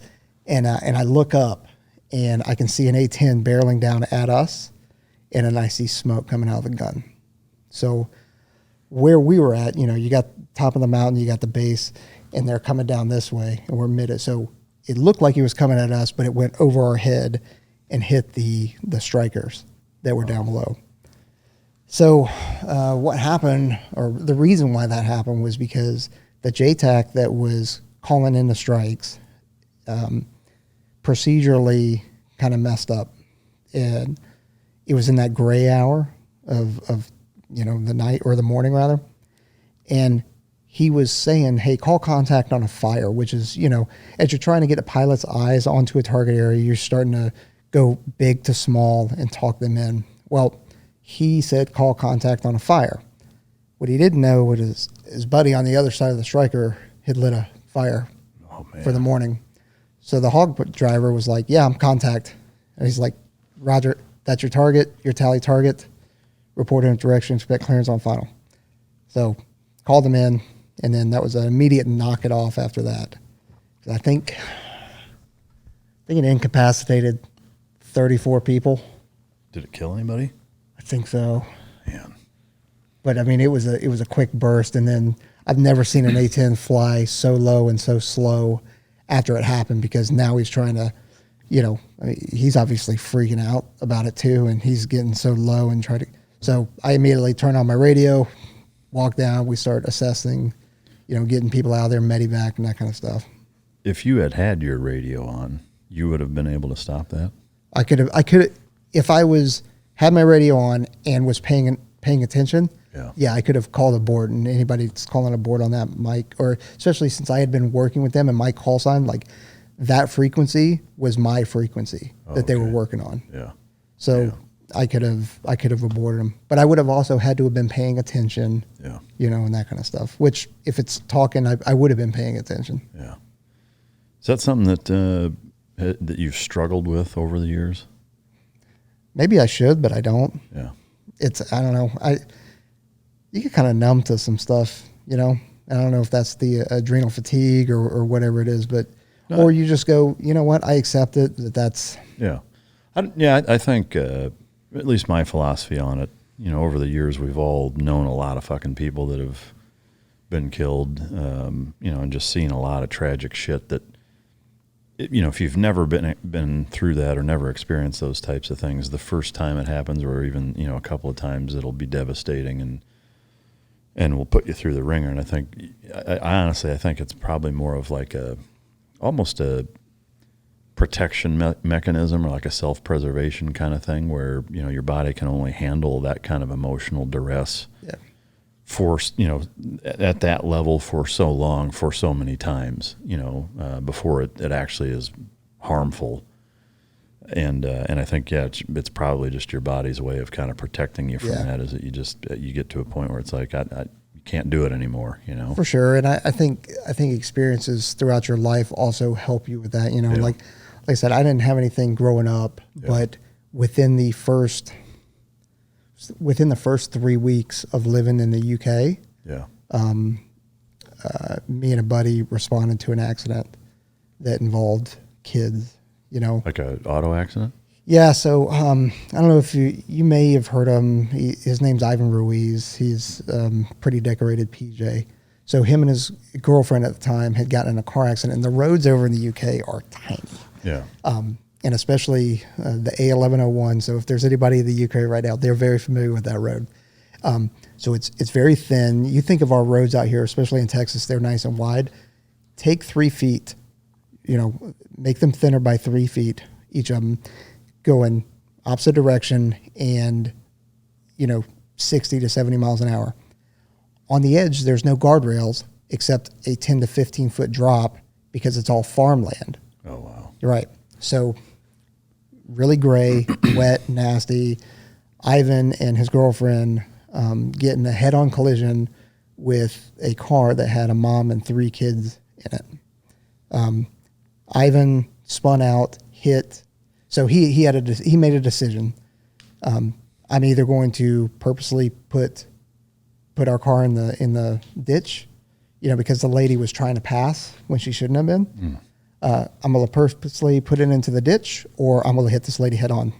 He chose to hit her head on. He didn't know that she had kids in the back. Yeah, how would you know? Yeah. So he spun out, hit an electrical wire or electrical pylon, and it collapsed and, fire. Straight out of a movie, right? Yeah. Her car flipped upside down into the ditch, which was filled with water. Oh, man. He's got a broken arm. He gets out and starts trying to assess. I mean, this is right outside of base. This is 5 minutes from base. His girlfriend at the time just clicks her phone, and my number is the first one that comes up. So she just calls in a panic, tells me what's happened. I'm in the car. I'm on my way. I pull up, and that's when he's pulling the first kid out of the vehicle. So he had gone into the vehicle, felt for the mom, or felt for the driver, couldn't feel anything. And he gets out, and he's like, man, that's weird. Let me go. It was underwater? It's underwater. Yeah. So upside down underwater. So then he goes, all right, I'm going to go back under just to see if I can find the person again. Goes back, and as he's feeling, he can feel legs in the back seat. So he comes up, gets another breath, goes in, grabs the first kid. And I just happen to be right there. So he passes them to me. Then he's like, I'm going to go back in. So I started doing CPR on the kid. And then he goes back in, finds another kid, pulls that kid out, hands him over to me. And by this time, there's a nurse there that's another airman. So she starts working on the other kid. He goes back in again and gets the third kid, baby, out. And so now he's working on that. So all 3 of us are working. He's got a broken arm, and we're swapping. We're getting tired, so we're swapping. And was the mom still under? So it turns out that she got ejected, and the car landed on top of her. Oh, man. So there was no way anybody was going to get her. But yeah, so all 3 kids passed away. We couldn't get them out, or we couldn't revive them. So you experience things like that. And I was fine with just kind of it wasn't a big deal, right? I didn't have any kids at the time, and of course some of the dads that were there, some of the team guys that were already fathers were like, hey dude, are you okay? Because I'm just going about my business. I'm like, yeah, man, but you should probably talk to somebody. I never did, and I still don't think I need to, right? But I tell you what, if it happened now, being a father, yeah, boy, that would be tough. Dude, I can't even talk to people about my kids without getting emotional. It's weird. Yeah. I don't know. I have a retirement ceremony coming up, here in the near future, I'm sitting here going I don't know how I'm going to get through saying anything about my kids. Yeah, I don't think you have to. You know? I mean, that's what I mean. It's your retirement. You get to fucking say whatever I want. But take your pants off if you want. Whatever. I wouldn't, but you could. No, you probably can't. Yeah. Well, in today's Air Force, actually, it's probably encouraged. Right? Stop me. As long as you got some rainbow panties on underneath, you'd probably be all right. Fuck, man, that's I don't mean to make light of it. It's just holy shit. I can't even imagine. And I think that speaks to our not just our country, but first responders, policemen, firefighters. Man, they got to run into that shit all the time. I've got a ton of friends that are whether they're cops, firefighters, whatever. And man, some of the stories those guys have, I'm just like, dude, I don't know how you fucking do that day in, day out, and not just become so detached. emotionally from everything, which I know a lot of them do, and it's a struggle, but man, it's brutal. All right, so real downer there, huh? Well, no, I mean, I know that's how it goes, but I guess back to my original question was this friendly fire accident. Yeah. Wasn't something you struggled with. You moved past it fairly quick. What happened after that? So deployment. Right after that, the biggest thing was they had a 24-hour stand down of all operations, kind of reset real quick. And then we continued on operations. Like we still continued to wreck and shop. Then the Kansoff pulled out for R&R. I got attached to the ODA, and they were out of, at the time, it was FOB Gecko, which was Kandahar. And it's kind of the sister FOB to the Canadian. So I didn't have far to go. But they were already out in the field because they were supporting the same operation. But they just didn't have a JTAC. So I went back to the FOB, rest, refit real quick, get some actually good chow and a shower, and went right back out. Well, because they couldn't get me into the where the ODA was, they dropped me off in an artillery battery that was out in the middle of nowhere, and then had the ODA come and pick me up.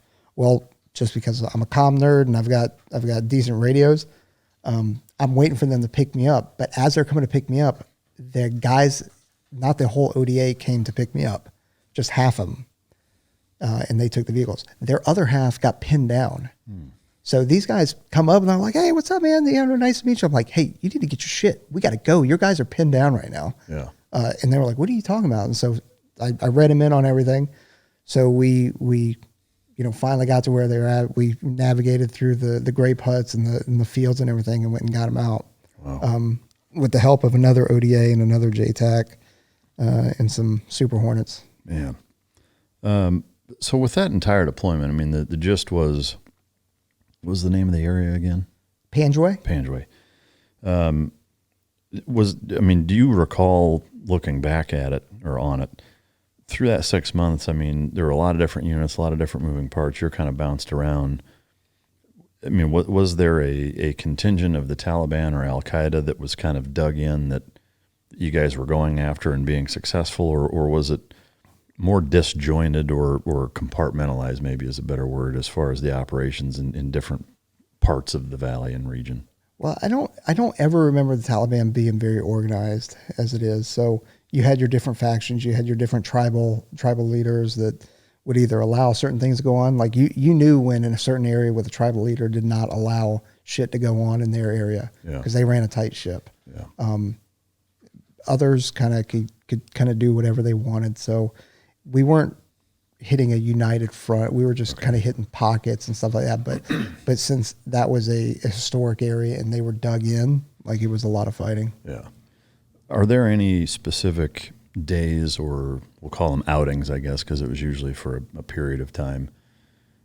Obviously, I know that whole 6 months was pretty kinetic and dynamic, but are there a couple of those outings that stand out as being exceptionally active that you could kind of walk us through the soup to nuts experience? Well, I mean, there was a school building that was out there that they were using as kind of a command and control node, if you will. But there was a lot of folks coming in and out of that. So really that's kind of what we wanted to take care of. It wasn't one single faction. It was like, let's take care of the command and control nodes and all their communications, their radio towers. Like we'd try and destroy them as well and go after it. So it wasn't like a certain human network that we were going after. It was a bunch, and anybody that resisted us, that we were just going to run over them. So, and that's the beauty of using close air support. Whether it's B-1s or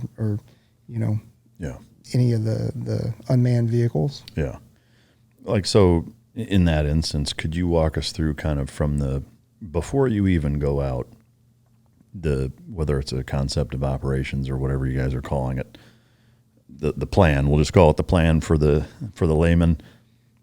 You gaggle up, here's the plan, we're going to go do it. Can you walk us through like what that experience would be for somebody who's never served in the military, who, that just doesn't have that conceptually down. Could you kind of walk us through that whole process? So, there's a saying, intel drives missions or missions drive intel, right? It's kind of cyclical. So, we'll have intel, or we'll have some people come to the FOB and they will,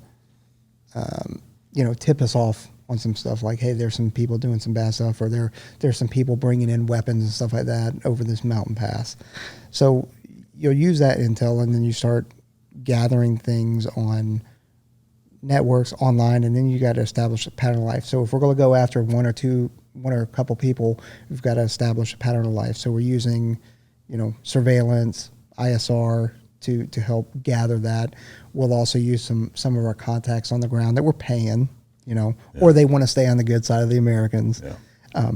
And we'll use them. Now, there's some risk in that, especially when you start using some of that human, because maybe they're setting you up, and you and I have both heard about enough of the green on green, blue on blue, green on blue. There's enough of that goes around that you just can't trust these dudes. Yeah, because you never know when they're just going to turn the AK on, or the one day that you're about to push out the gate, they don't show up to work, and you're like, wonder what's going to happen. Yeah, gee, or they start going like, hey, we shouldn't go down this way. Why not?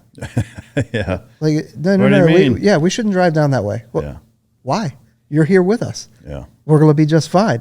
Like, no. And you're like, okay, all right. Yeah. Well, we need to, these motherfuckers. We're driving down here now. Yeah. We're like, you know what I'm saying? So, that's great.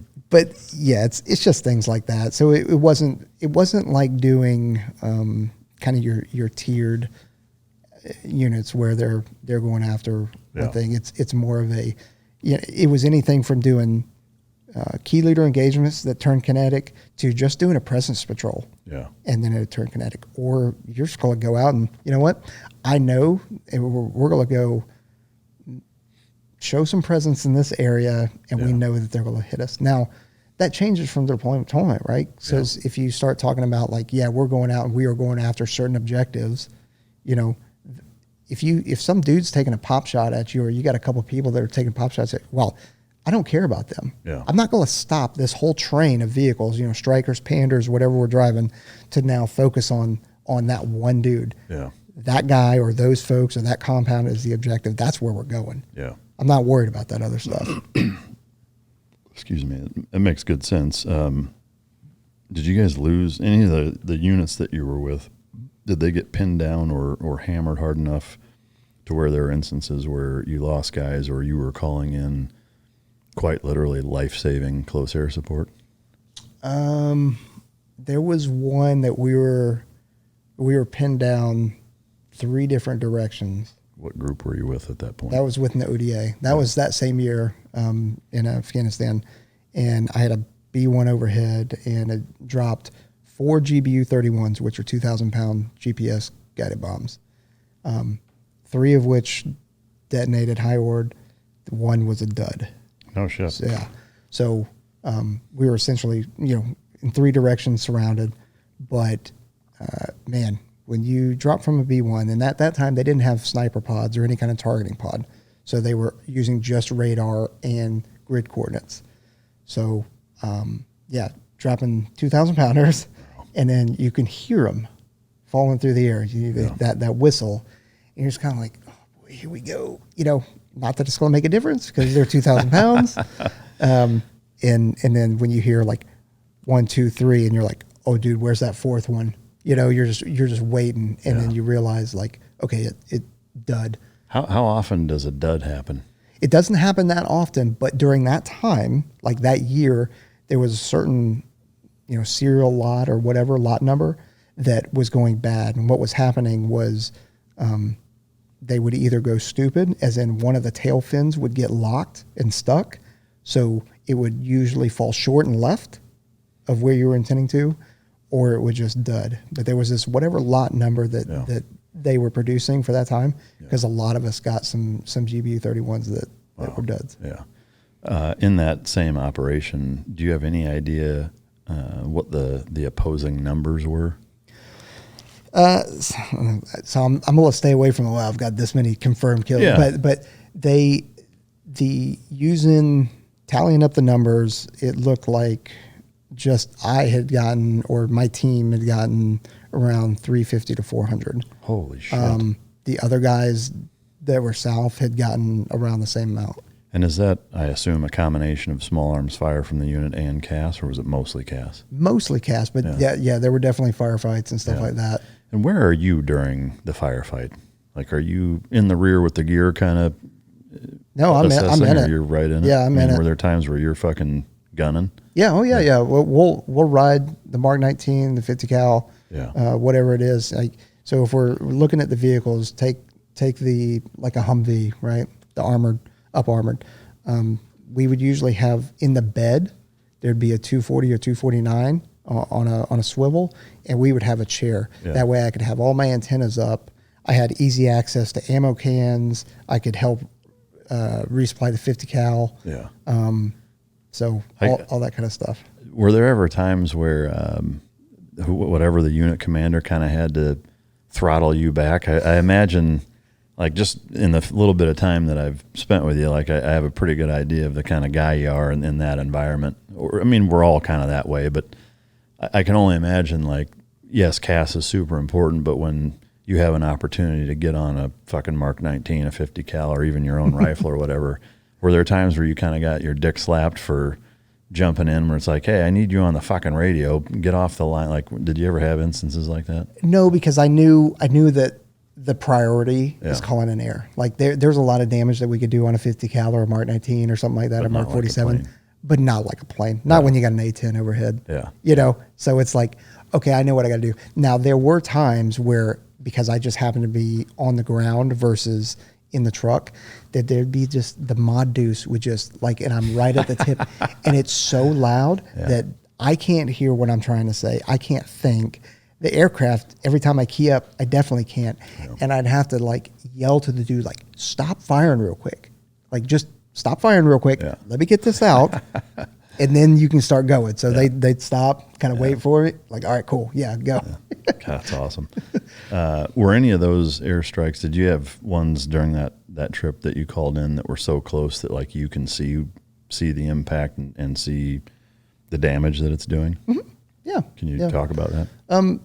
Yeah, I mean, it's surprisingly, whenever you do that kind of stuff, you've got a couple different ways. You can see it with your eye if usually you're close enough, because there's different types of control when you're talking about CAS 1, 2, and 3.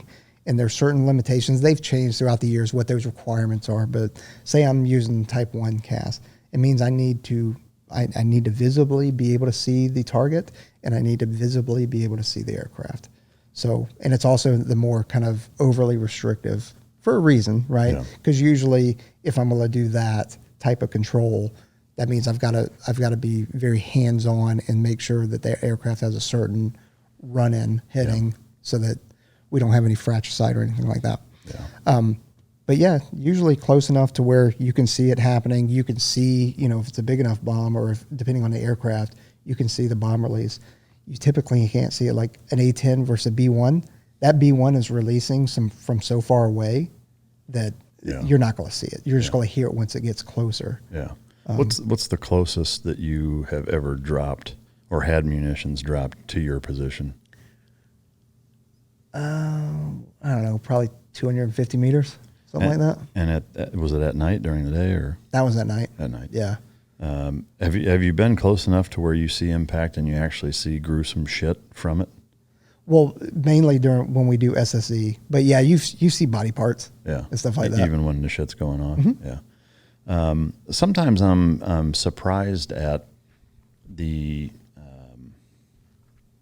I don't want to say inability, but I guess the ability of some of the enemy combatants to not get injured when shit's dropped on them. You're like, there was a 2,000-pound bomb. How the fuck did it not kill those guys? Yeah. Like, is there a method to their madness as far as hardening certain positions to make that capable, or is it really just kind of dumb luck that you're aware of? So some of it's dumb luck, some of it is hardening, but it's about weaponeering. So that's why usually it's a little bit more in depth when it's just like hey, there's your target plane, hit that.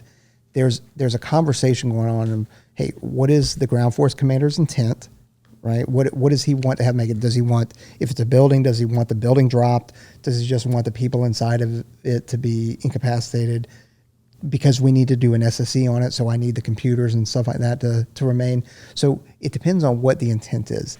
And then certain weapons, you can dial them into where they're delayed impact. You know, they'll wait 5 milliseconds, 7 milliseconds before they explode.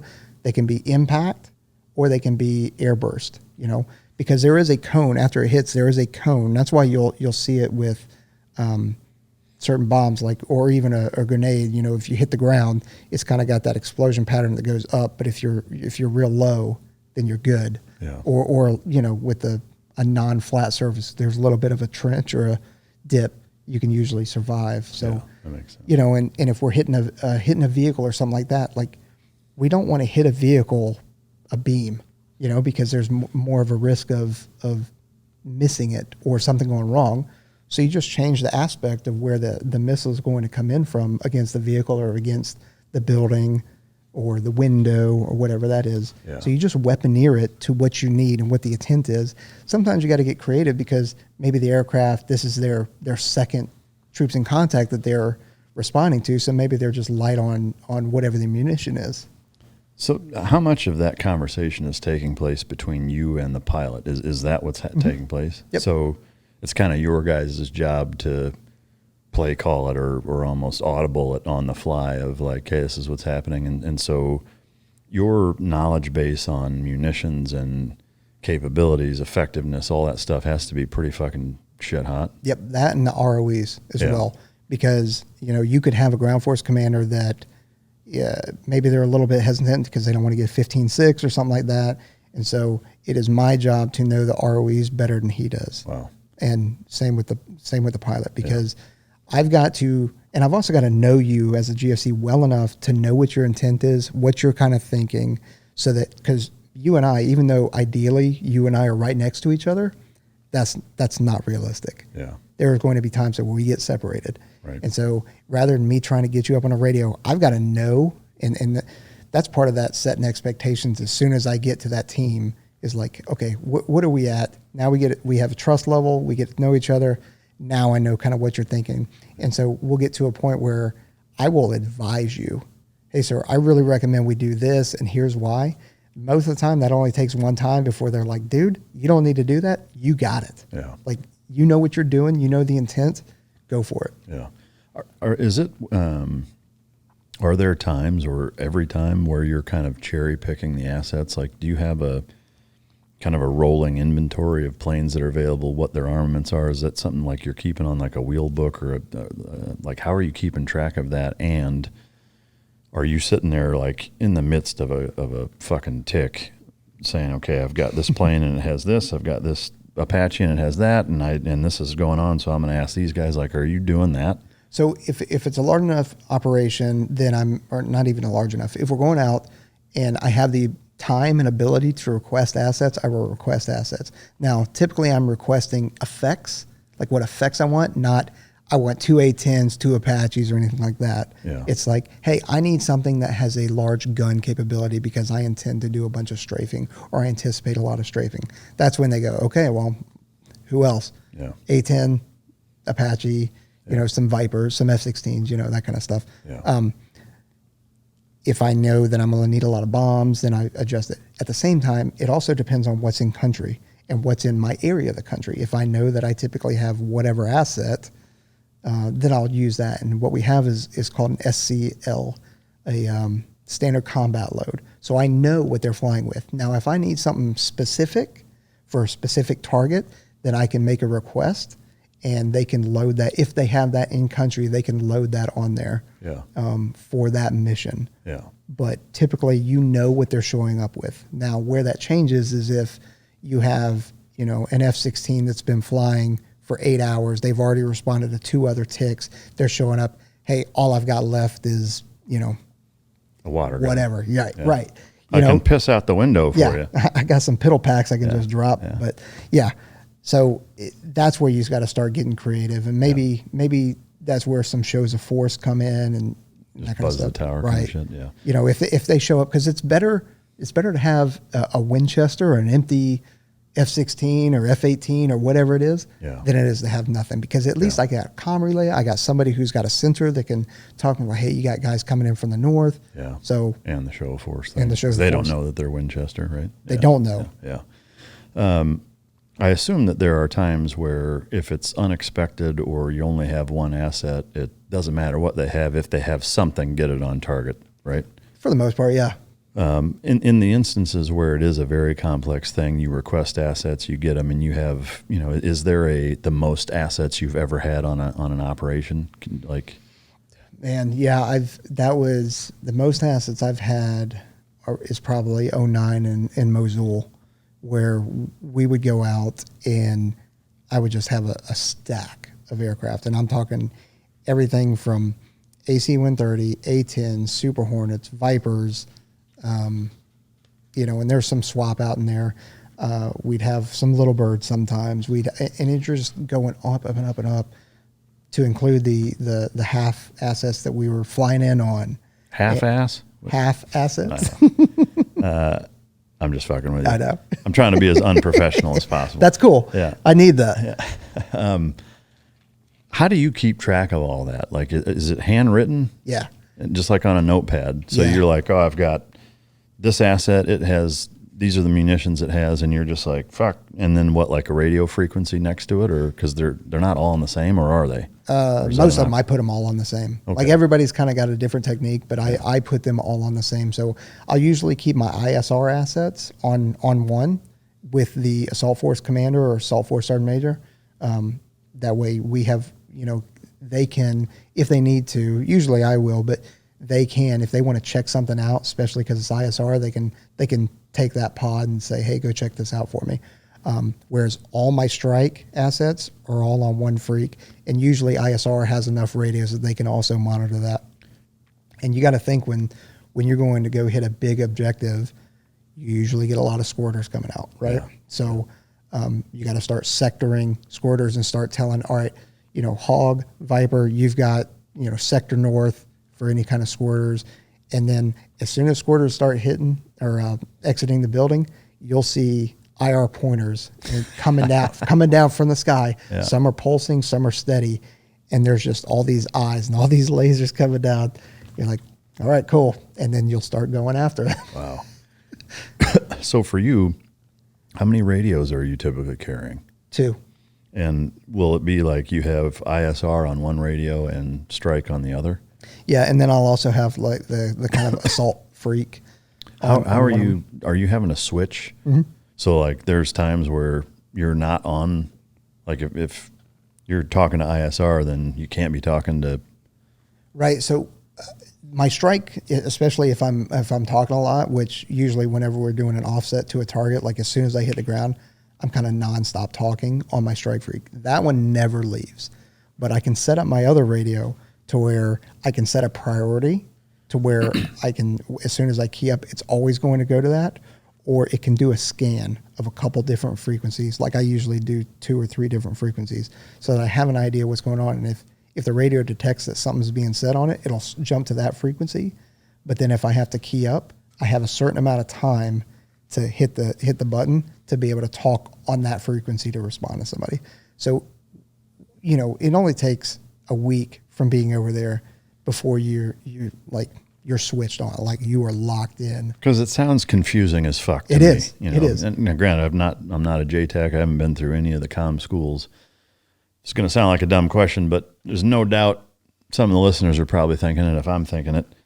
Do you have fucking multiple headsets? Like, are you looking like DJ Jazzy Jeff back there fucking switching headsets? Or nope. so how do you move from radio to radio on one headset? Well, so it's got two cables. So that one hang down. side is one radio, one side's Yep. the other. Yeah. Are there times where they're fucking talking at the same time and it's like your parents yelling at you? Yep. which is a lot of times, for anybody that's out there that has been on the other side of that, you're like, dude, what is this guy doing? Because I'm not hearing anything on there. It's because I'm busy talking to this dude. Yeah. And Wow. then I'll come back and then a lot of times that's why you'll hear say again Yeah. a lot, because you're like, dude, I know somebody just said something. Who was that? Yeah. Like, okay, I copy what you said. I just need to know who it was. Yeah. And then, I've got a notebook because I'm deconflicting aircraft as well because I want to make sure that I don't run anybody into each other. Yeah. Plus, if we are going to go kinetic, I got to make sure that, everybody's out of the way so that there's not bombs or guns or bullets flowing through people. Yeah. Man, there's so much going on and to keep track of. Have you ever lost your book when you've got assets? Like, what would happen if that happened? A, has it ever happened? B, what would happen if that did? It's never happened, but I'd probably, as long as we could go back and go get it, because you got to think I've got grid coordinates in it and that stuff like that. I've got. Well, but I mean, like from a strike standpoint, like if your inventory, you got 5 stacked assets and all of a sudden it's like, what the fuck happened to my, you dropped it somewhere or whatever. Like, would you be shit out of luck or could you still pull it off? No, you could still pull it off. Yeah. One, it's never happened to me, but 2, you could still do it because as you start getting so locked in that repetition, and a lot of the hits were the same exact call signs. So the call signs, their standard kind of block. Yeah. So you're like, okay, cool. And if you really need help, you can ask one of the pilots to go, hey, can you take the stack? Oh, gotcha. Meaning they'll help you deconflict because as assets are coming in, they're hearing them before me because they have a more direct line of sight. Yeah. So they can, as they're coming inbound, they can adjust their altitude and tell them, hey, I need you over here at whatever point at this altitude. And then go ahead and you can also give them the brief stack mark control are the different things you can give them, but then they can give you an update like, hey, right now things are going to be a little quiet because they're on the offset right now walking into the target. Yeah.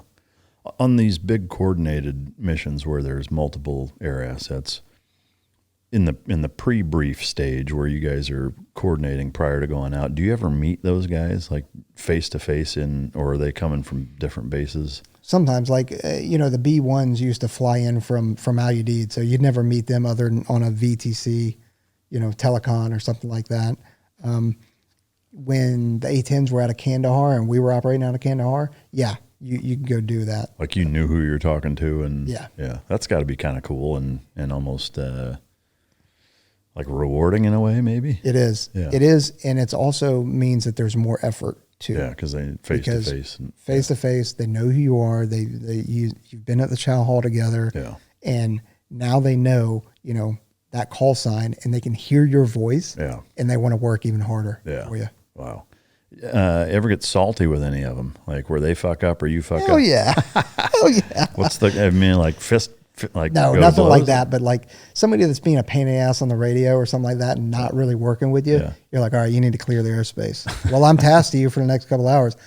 I am not going to talk to you. Yeah. Beat it. So you can send them home. So you have the authority to fucking send them home? Yeah. Can they say, no, I'm not going and keep flying? Or like you can tell them to go? You can tell, hey, clear the airspace. Yeah, and they have to do it? Yeah. No shit. Yeah. So you can tell them to fucking beat it and they have to do it. Yeah. That's why. I think I've only done that once. Yeah. Wow. But higher headquarters, right? They're on SATCOM. So I remember I could see some 60s, Medivac 60s off in the distance, and they were just circling. And we had a Medivac that needed it, and that was our birds to get some of these dudes out. Yeah. And they're circling, I'm talking to them, and they're like, yeah, we just can't get approval to enter the airspace. Well, I owned the ROS that was closer to me. I didn't own that airspace. Some Canadian at the headquarters did, and the guy wasn't answering the radio, so I cleared him in. I was like, dude, we got to get these guys out here. Come on in, picks these guys up. You're good. I'm not firing any artillery, nothing like that. Bring them on in. And so they exfilled, and then 30 minutes later, that guy wanted to talk to me on SATCOM. So I've already been out in the field for, 3 weeks at this point, just doing stuff. And he proceeds to try and chew my ass over SATCOM about clearing aircraft into space without owning the airspace. Yeah.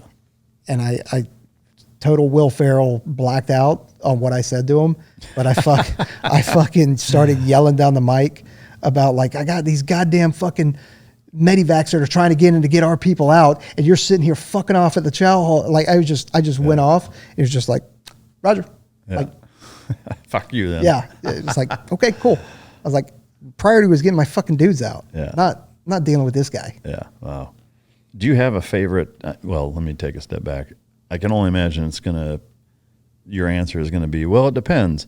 I'm going to remove your ability to answer it that way and say, do you have a favorite airframe platform for having your back when shit hits the fan? A-10 and AC-130.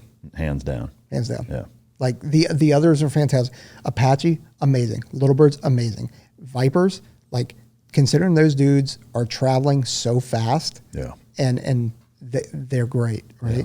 So everybody's got their own strengths and weaknesses. But if I've got to pick one or two, it's going to be AC-130 and A-10. Yeah.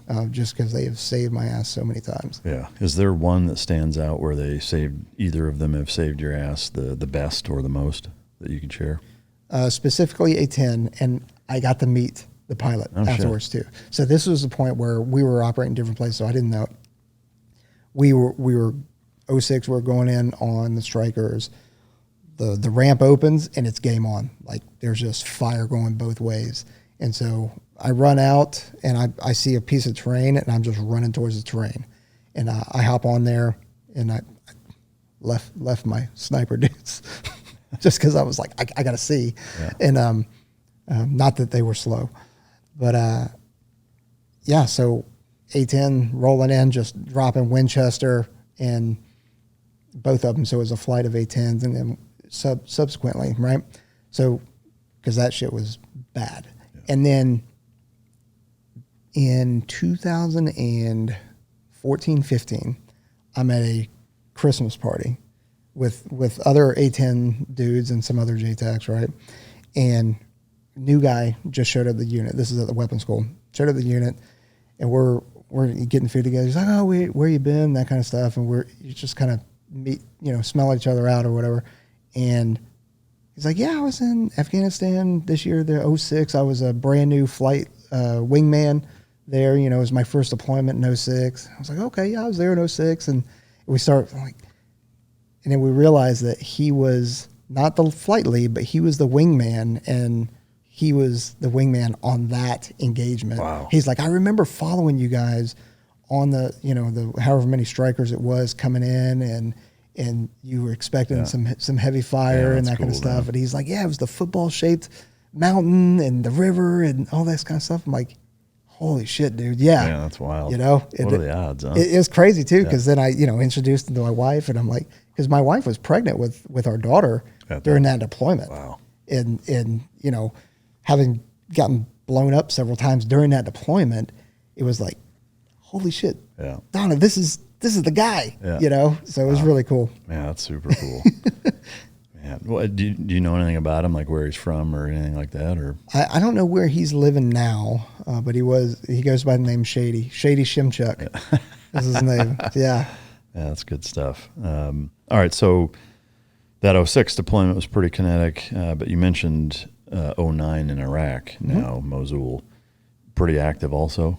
Yeah, that was active. That was less kinetic, but we ended up doing, like, it was busy. We were just doing hit after hit. Yeah. I got to be honest, like, I think some of the people that we went after were legit. The others, it was probably, because that was around the time that people were more worried about numbers versus, quantity versus quality. But I mean, I think we did 90 hits, something like that, in a 6-month period. So do you mean to say then that some of the strikes or the targets that you were going after weren't really worth going after? Or I would say that. Like innocent, or they're just so low level that it was pointless? Low level. Okay. Yeah. We didn't, as far as I know, we didn't go after anybody that was innocent. Yeah. It was just kind of like, man, I've got this stack of assets that we were just burning through fuel, burning through people's time, burning through money. Yeah. And man, that's this guy's kind of low level. Yeah. Low level dudes. Still bad dudes. Yeah. Still did terrible bad things. Yeah. But man, when you think about the level of assets that we had over, it's like, man, do we really need to go after this guy? Well, and especially, it sounds like you had more comprehensive and complete sets of assets there than you did when you needed them even more in Iraq, right? Yeah. Or I'm sorry, in Afghanistan. Yeah. As a CAS guy, as a CCT, you'd spent 3 deployments in Afghanistan, and this was the first one, Iraq. Was there a huge disparity in terms of how you were conducting your job between Afghanistan and Iraq? Yeah. Well, this is my second deployment to Iraq, Okay. but I was an E6 or a tech sergeant at that time, so I was already like, this was the kind of second deployment where I was like, okay, I got a better idea of the bigger picture and what's going on, which is why I kind of was like, well, why do we even need to go after these folks? Yeah. Don't get me wrong, it was fun doing 90 hits, doing halves, offsets, vehicles, strikers, panders, like doing all that stuff was fun, because that's what we do. Yeah. Like, so I'm not gonna say no, but you just go like, all right, well, the risk of losing people versus these low level dudes. Was there an operation or two in that 2009 Iraq deployment in Mosul that stand out as being kind of the most memorable or wild? Why?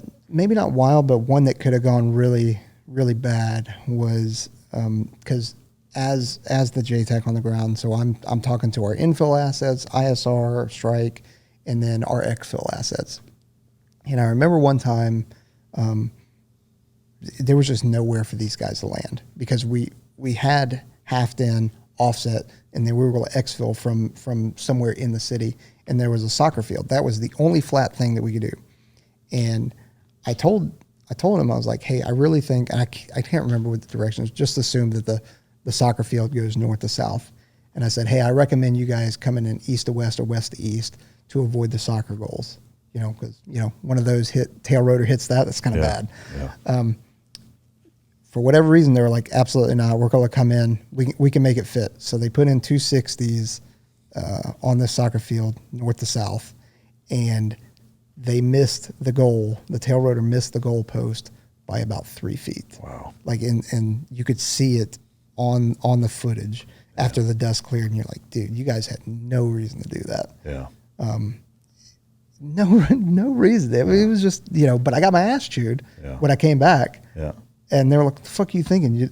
You're better than this. What's wrong? We're going to send you home. Yeah. I'm like, check the tapes. Check the tapes. This is what I did. And then, so they, no kidding, they checked tapes. They're like, man, sure, I don't know what these guys were thinking. Yeah. Wow. In terms of actually calling in CAS, because you had so many assets, were there some wild runs as far as that goes?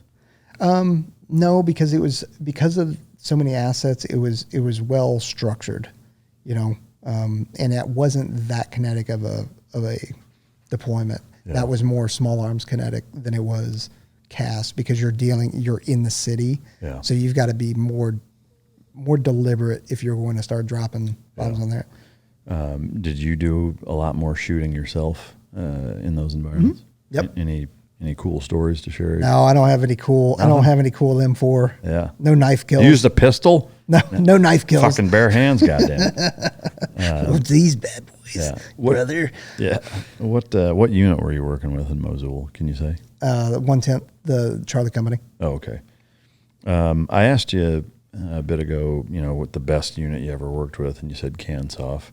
Is there a worst that you want to call out? I would never do that, but.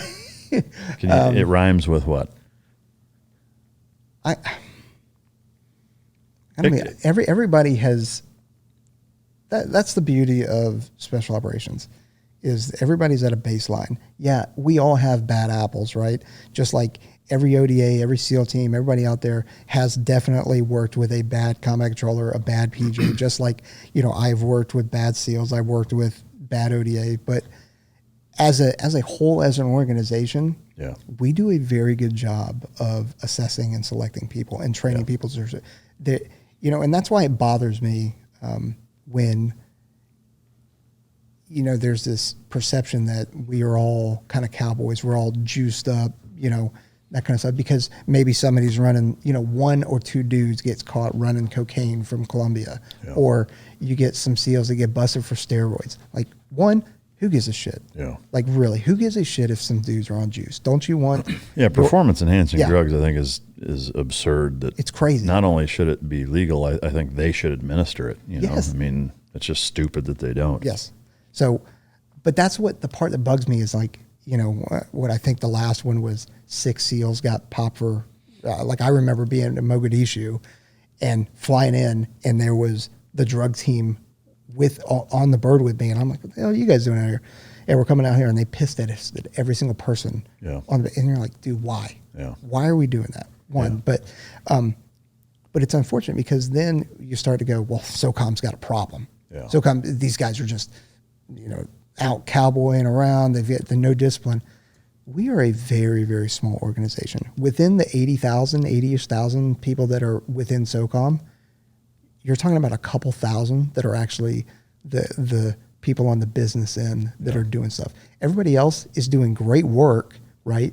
But in terms of actual trigger pullers, it's only a couple of thousand people. Yeah. And when you say SOCOM or the dudes have a problem, like they're just out there, acting like cowboys, like that hurts because it's not true. Yeah. You 5 people is a big percentage within us, but it doesn't mean we've got a systematic problem. Yeah. I mean, to me, it's the same as like when people's, talking shit about cops, it's like there's a fucking million police officers in the United States and there's like a handful, which is a very low percentage, and again, like there's no group or entity in existence that doesn't have some fucking bad people in it, and it's throwing the baby out with the bathwater kind of thing. All right, so you did that 09 deployment. It was less kinetic dropping wise. What were the rest of your deployments? You mentioned some to North Africa or the Horn of Africa. we did some to DJ, some to Mali. They were more, we call them deployments. They were, I guess, by the DoD standard were deployments, but they were more, in my opinion, they were more training-ish. Yeah. You weren't calling in CAS on No. that? No. Was the 09 Mosul deployment the last time you ever called in CAS, or was it the 06 Afghanistan? 2016. 2016? Yeah. Where was that at? So that was out of Bagram. Oh, okay. So back in Afghanistan. Yeah. Yep. Yeah, I've got more Afghanistan than I do Iraq. Yeah. It's funny because you get some dudes that are like, yeah, dude, I only did Iraq. I never went to Afghanistan and vice versa. Yeah. So I got fortunate enough to get a bit of both. But yeah, that one was a much different kind of deployment. And the reason why is because I was already a senior NCO at that point, and I was the wing weapons officer for the F-16s and kind of outside of my normal role, but still in my role as so what was happening is we had F-16s in country and we still had our SOF entities. They weren't communicating very well. Like there was a lot of lack of trust between both. So the soft dudes weren't using the Vipers and because they didn't trust them. They didn't know what their capabilities were because there was nobody there to really educate, and they just had some bad experiences. So I came in as the weapons officer to not only guide the F-16s but also link and fix that bridge, that gap. So that's basically what I spent the 4 months doing, was enhancing lethality there between the Vipers and the soft entities. So with that, but you were still calling CAS in some instances? A little bit? Very little. And it wasn't out there. It was like in a talk. Oh, I gotcha. But mainly planning. Like, so some of these big operations, when we bring in all these different entities, like it was primarily planning. Do you remember the last time that you called in close air support and smoked somebody? In anger? Yeah, 16. 16. Yeah, so it wasn't 16. Yeah. Can you say what that last time was? I think it was just a vehicle using a Hellfire from a MQ-9 Reaper. Oh, really? Yeah. So I I didn't realize that was done manually that way. What do you mean manually? Well, I guess I didn't know that our guys on the ground were calling in CAS using drones. I didn't realize that. Yeah. I thought it was more like there's some dude in a fucking mill van at Creech. Well, there is that. But yeah. So I mean, they're flying them out of different places. But if you're going to use Creech as an example, that's fine, because you can they can call it out from a TOC or a jock, but then you can also have a guy on the ground because the bird is the one that has the radios, and then it's using that satellite uplink and downlink to then communicate back there and get controlled. So, you know, and the beauty of those things is they've got a hell of a playtime. You know, like you can launch one and it can have 20 hours of playtime and just hang out. Are they being launched stateside, some of them? Not launched. So you have what's called launch and recovery teams. So it'll be I don't know the exact number, but a team of 2 or 4 people that are just setting up the aircraft, and you got a maintenance package. Make sure the aircraft's good. Yeah. Munitions loaded. They get it prepped. They get it turned on and everything like that. And then they take it off locally. And then there's a satellite handoff where they're talking to them back at whatever, Creech, and just go, hey, we're ready. And they're like, shoot, okay, I've got the aircraft. Yeah. And then they fly it until it's time to come land. And then these guys come out and they go, okay, talking to the tower. So then it's like a normal plane that's coming in to land. Yeah. All right, I've got control over it. And then they land it. Yeah. Hellfire, what explosive weight-wise, pounds, do you know what it is? Oh, shit. I don't know. Well, so there are different variations, right? So that plays a part into it. You got some other cool ones out there that I think I shouldn't get in trouble for this, because it's public knowledge. But there's one that has like no explosives on it. Really? But it's got the knives, the swords that come the out. Flechette? Yeah. Oh shit. So you got that one. You ever use that? No, but I've watched it. Like in real time? Yeah. No shit. And it is amazing. Really? Yeah, it is amazing. Can you say where it was used?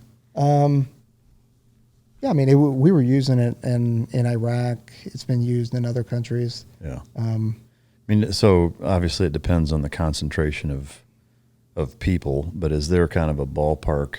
I guess if you wouldn't use it by people, but like what's the maximum effective range, kill radius wise of one of those? So the ones with the Ginsu knives, swords coming out of it, it's made for like one dude. Oh, really? One dude. So imagine you have a Hilux and you've got a dude in the passenger seat that you want to kill, and you want everybody else to at least have a chance of surviving. And it's a high collateral damage area, then that's what you would use. So it's not to blow everything up and fuck more people up. Exactly. Wow. It's the Edward Scissorhands treatment. Man, it's gnarly. Like I remember seeing a head rolling onto the hood. Do you know what the actual knives look like? Like, have you seen them? So I haven't seen one like in person, but I mean you can Google it, and it's blades. Wow. That come out. Some medieval shit. Oh yeah. It's worth a Google. Zach, can you Google that? I'd love to see what the fuck that thing looks like. Yeah, it's pretty gnarly. Yeah. It's an awesome capability. Yeah. What's the gnarliest fucking weapon system you've ever called in? Like the most destructive bomb you've ever called in? The GBU-31. That's the 2,000 pounder. Yeah. And is it 2,000 pounds of just HE? Like is it fucking, what is it? Yeah. Well, it's not actually 2,000 pounds of explosive within it, but it's got different kind of sleeves, and it's got scored internal, mechanisms that are making it more lethal. And then you can change the fusing, so you can make it air burst, you can make it delayed impact, you can make it point impact. Yeah. So it's just a capability type thing. And do you know what the explosive used in it is? I don't off the top of my head. Yeah. I probably should. What do you know? What is that the biggest munition that somebody like you would call in? Is there anything bigger that you potentially would? Well, you got the mother of all bombs. But you wouldn't call that in as a cast, though, would you? Mm-hmm. Really? Well, not cast in a traditional way, but when we dropped it in Afghanistan, like it was dropped out of I think a C-17 is what dropped it, and it had a 9-line and everything. Oh, really? Yeah. Wow. And what's the fucking weight on that thing? I think it's like 25,000 pounds. Yeah, it's crazy. It's 15,000 or something like that. But it has to be dropped out of a cargo kind of plane. Yeah, it's like it's not. It's gnarly. Yeah. Are there any other James Bondy rounds in any of the fucking assets that come to mind? There are, but they're classified. Yeah. That's fucking boring. Can you give us a hint? No. Nothing. I'm already tipped to toe in the line with that other one. It's already open source, but it's like, well. Yeah. I'm tracking. I'm trying to get you in trouble. I'm out. What do I know? Yeah. Yeah. Give it a few months. Once you're out, then we'll have you back on. I'll just start. Let me tell you, son of a bitch. Let me tell you about this. That's good shit. All right, so the rest of your deployments were more management training type stuff. Yeah, leadership aside roles. From the 16. What was the very last deployment you did? Very last one was 18. And where was that to? And that was hardship. It was in Germany. That's tough. It was at Sakir. Oh, okay.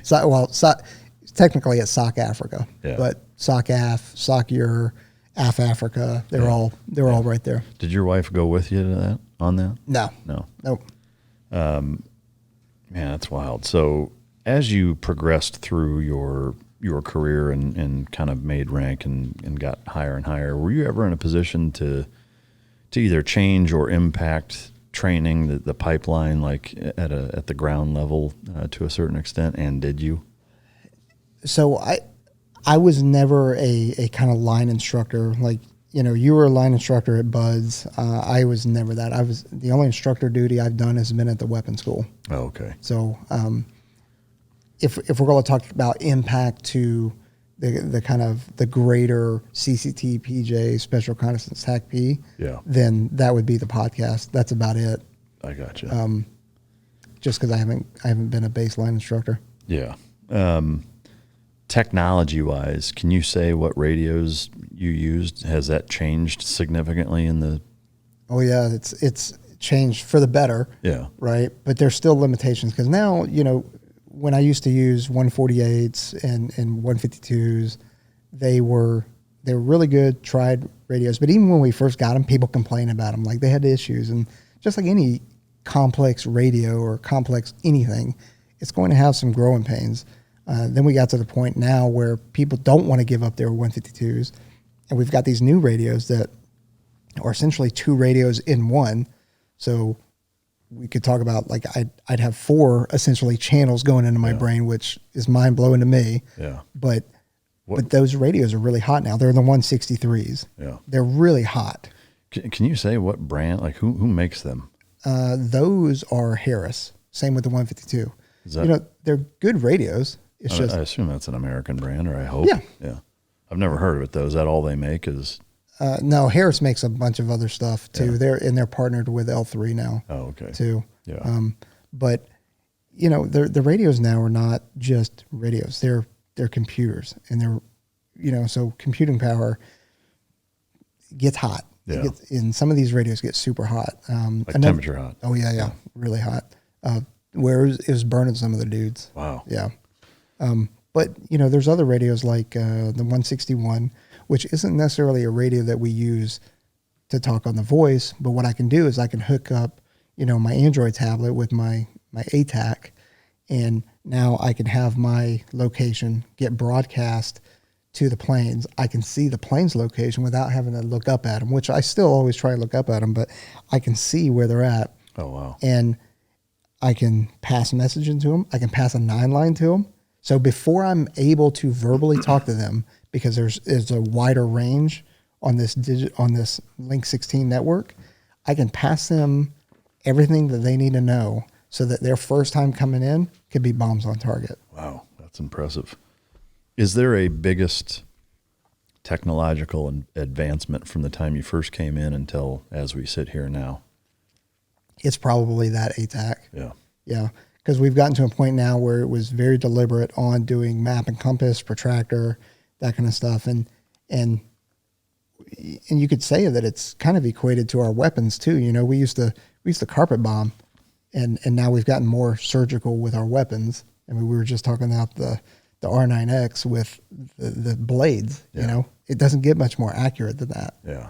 And so kind of having that ability to not only digitally battle track my position, friendly position, aircraft, and enemy position instead of using a map. Now, I'm shit out of luck when that battery dies. Yeah.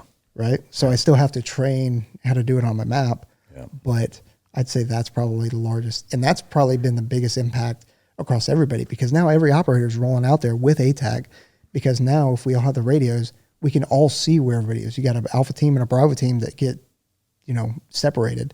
You can see where each other are at on the map. Yeah. And you can look at an active overhead imagery and go, okay, dude, I'll meet you at this northeast corner. Yeah. Kind of thing. So that's clowning the old Blue Force tracker then. Oh, that thing was awful. Yeah.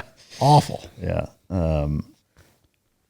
So in that vein, technologically, a pretty big concern is China, right? It's because they make so many things that even our military uses, whether you want to fucking admit it or not.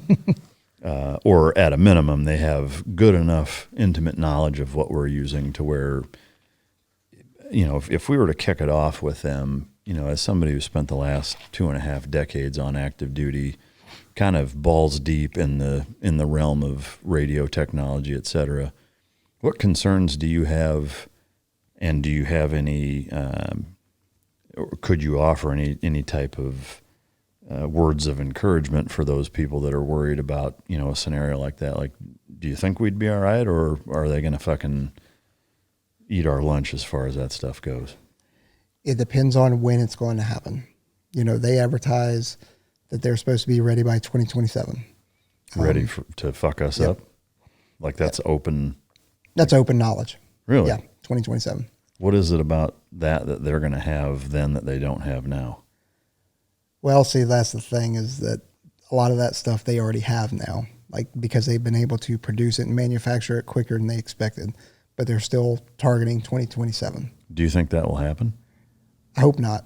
And I don't think it does. I don't think they want a hot war. I know we don't want a hot war. At least I'd like to think that we don't want a hot war. Yeah. But, they have an agenda that they need to, or that they want to attain. And we have our own agenda. And I think if it were to go on today, I think we'd be all right. 2027, I don't know. Yeah. Because they are rapidly have weapons advances. Yeah. I mean, it's mind-blowing. Yeah. So much so that the training ranges that we all know and love, like around the U.S., are no longer sufficient for our forces. What do you mean by that? What I mean is they're not large enough. And I'm dancing around. I'm dancing around classifications, right? But weapons capability are larger in most of our ranges now. Oh, I gotcha.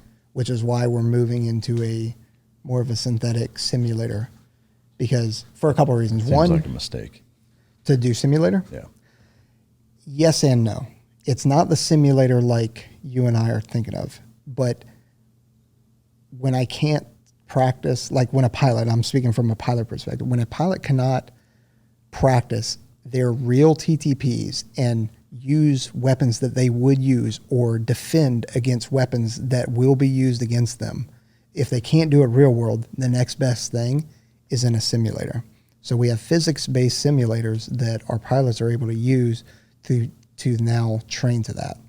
And instead of burning millions of dollars flying in I don't want to say an obsolete range, right? But a range that is lacking, a simulator is the next best thing. And I can just do rep over and over and over again. It's never going to take the place of live fly, but it's the next best thing that we got. Yeah. AI-wise, have you seen an impact in your line of work in terms of its involvement and impacts that it's having, or that you would foresee having in the combat control realm or space? Operationally, not yet, but I'll tell you what, it helps the hell out of me with admin and emails. Dude, I use AI constantly for admin stuff. That's classic. Yeah. There was a guy we had on here fairly recent that was talking about, he's a former SEAL, owns a company now that does a lot of AI stuff, and one of it was the simulator in a fighter jet.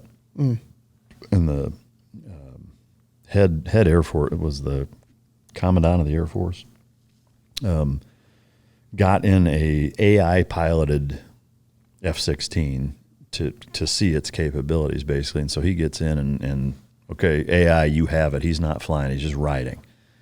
And they're doing air combatives with other human pilots, and the AI simulated or driven F-16 that he was riding in fucked all of them up every time.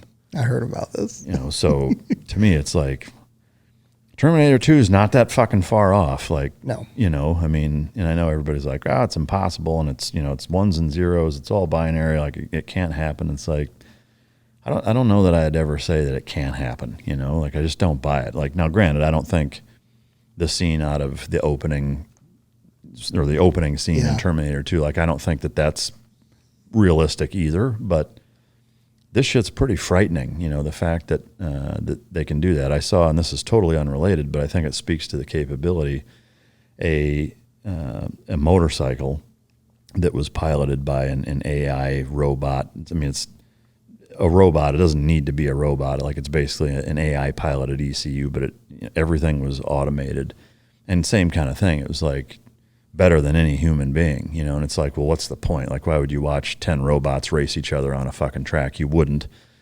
But, you know, to me, the broader reading between the lines thing is that it's possible, you know, is that now, you know, you've got AI piloted machines that are more capable than the best human beings at that thing. Yeah. That, to me, that's not, I wouldn't even say it's a potential problem. That is a problem. It's going to become a problem, especially while, you know, we may not, and I'm giving us the benefit of the doubt, but rest the fuck assured, Russia, China, you know, any country in the Middle East, provided they can pull it off, like they're going to use that to their advantage, and they're not going to have morality studies or, you know, that's the Jeff Goldblum question from Jurassic Park. Like, they're not sitting around, contemplating whether or not they should or shouldn't do anything. It's can we or can't we? Do you have an opinion or a perspective on that? Yeah, so I think you're right. I think it's not a matter of if, it's a matter of when. The part that, going from an American perspective, I don't have a lot of faith in our system, in the way of our acquisition system, the way that the bureaucracy, and it's not to mean that the humans themselves aren't good people or righteous patriots or whatever, but the way our system is set up for acquisitions and research and development and stuff like that, there's so much red tape and bureaucracy that we get in our own way. Yeah. And I know that from where I'm at now, when I try and spend money to buy something that is going to enhance our capability and make us more lethal and more better, I hit nothing but red tape. Yeah. Like, and some of those people are predisposed to just say no instead of, let's start with a yes, or if the answer is no, how about a no, but let's get the yes. Yeah. So, I mean, it's government. It's so messed up. Yeah. Right. Like, you know, pick a government agency that is well run and well respected. That you're like, yo, man, they got it locked in. Yeah. I'm more on the Ron Swanson perspective or side when it comes to my thoughts on pretty much all of the fucking government. But from an AI standpoint, anything that you see coming that's going to change combat controlling at all, or is it not really applicable yet? Not yet. I mean, it'll come, yeah. Right? It'll in the for form sure come. Of what? What do you think? I think it'll come in the form of data mining, that it'll be able to pick and scrape things off of X and social media and other intel, cell phone devices, that will be able to, in the aggregate, know that there's this surface-to-air missile system in this area that we actually haven't been able to pick up with intel, and AI is then using that to go, hey, there's a 93% chance that there is a SA whatever in this area that you guys are not tracking. Oh, wow. And then able to do that just from a data mining aspect. Yeah. In that same realm, I wanted to get your take on Ukraine and the Israel-Gaza situation. Not even from a political standpoint, more from an operational standpoint. You've seen, I would say, kind of a new era of AI targeting and like small civilian available drones. Some pretty interesting and scary, frankly, technology as far as how some of that's being used. And to me, that is kind of the red line for me at least is like there should never be AI targeting human beings and it making that decision automated. With you being on active duty and especially where you're at, I know we're kind of tiptoeing a little bit. Like, are you fairly privy to some of the things that are going on in those two areas? Like, is that something that you guys talk about a lot? Yeah, we do talk about it, and part of it is also, I'm not diminishing what's going on over there in the tactical problems that they are trying to solve, right? But we are worried about bigger picture stuff. Like that is, that other stuff is from a tactical perspective, and that is easy. Yeah. Like from an air, like my current position, from an air perspective, an air to ground, a space, a cyber, that is an easy problem to solve. Yeah. It's this other problem that we're focusing on. So I kind of equate it to like, that's our objective. We're getting pop shots from people. That's how I see those conflicts. It's distractions. Mm-hmm. That's my objective. Yeah. And I'm not getting distracted on that. Yeah. It's the shiny object here. Right. It's the titties when you're with your wife in the bikini that you're just fucking ignoring, right? Yeah. With I guess with that same kind of vein, I guess, if you took the American military's capabilities and we all of a sudden decided we're going to augment Ukraine, do you think that with the problems that they're having and the battles that they're fighting and have been with Russia, that we could go over there and just fucking end it in a matter of days? Yeah. Yeah. Oh yeah, for sure. Same with Israel and Gaza. Yeah, but I mean that's probably a little bit more of a that would take a little bit longer probably. Just because the concentration. But if you just kind of said, hey, any asset you want, any asset you need, nothing's off the table. Yeah, it'd be quick. Yeah. Yeah. Is China the only real threat to America out there, do you think? I think so. Yeah. Nation state wise. Right. I think we do have to be cognizant. Like one of the things that General Clark, who was the SOCOM commander when I was there, was he would always tout that the one of the biggest things we need to do is be the partner of choice for countries, right? And I think recently we have not been. In my opinion, I don't think we have been recently. Yeah. If you look at what just happened with Putin going over to North Korea, he's courting Vietnam now, to establish this NATO-esque type thing. And, we've done it with all of our NATO partners, but now he's doing it. And I think once you start to do that, now you're really dividing that region and setting up World War III. Yeah. So I think that's something that we've got to be cautious of, which is also why, that's part of the reason why SOCOM exists, right? It's not just for kinetic operations, stuff like that, but it's also building partner forces and all that kind of stuff. So some of that traditional ODA type mission set. Yeah. And I think all that's still important. Yeah. And we've gotten so used to what happened in Afghanistan and Iraq, where it was a lot of fun, but at the same time, you could make the argument that we were probably not used in our full capacity. In our capacity that we were supposed to be, or the way that we were designed. Yeah. So. Yeah. Any concern with Iran? No. Not really. No, not really. Even if they get a nuke, no. I think that's what we got to worry about, but it'll end up being a dirty nuke, and it'll be some other kind of, it wouldn't be it'd be state funded for sure. Yeah. There's no doubt in that. Yeah. But I don't think it would be an employment in the way of, a World War III kind of thing. It would be, Sum of All Fears with Ben Affleck kind of thing. It'd probably be something like that. Yeah. Yeah. Anything else that, as an active duty higher up in the Air Force, that you guys are have concern about or that you talk about that you can share? I guess no. Yeah. Not that you can share. Yes, but not that I can share. Not that I can share. Yeah. Because it goes into political opinions and what our current NDAA says and all that kind of stuff. I got you. That's why. Speaking of politics, within the realm of the Air Force in which you're in, Are those discussions that you guys have about politics, what's going on? Like, do you guys talk about that at work much? Oh yeah. We talk about it a lot, actually. Because, a couple of years ago, I got called a white supremacist. Well, not me. Yeah. Right. But we had to do mandatory training in 2021, right after the January 6th stuff. There was essentially called us white supremacists. Like everybody in the U.S. military? Mm-hmm.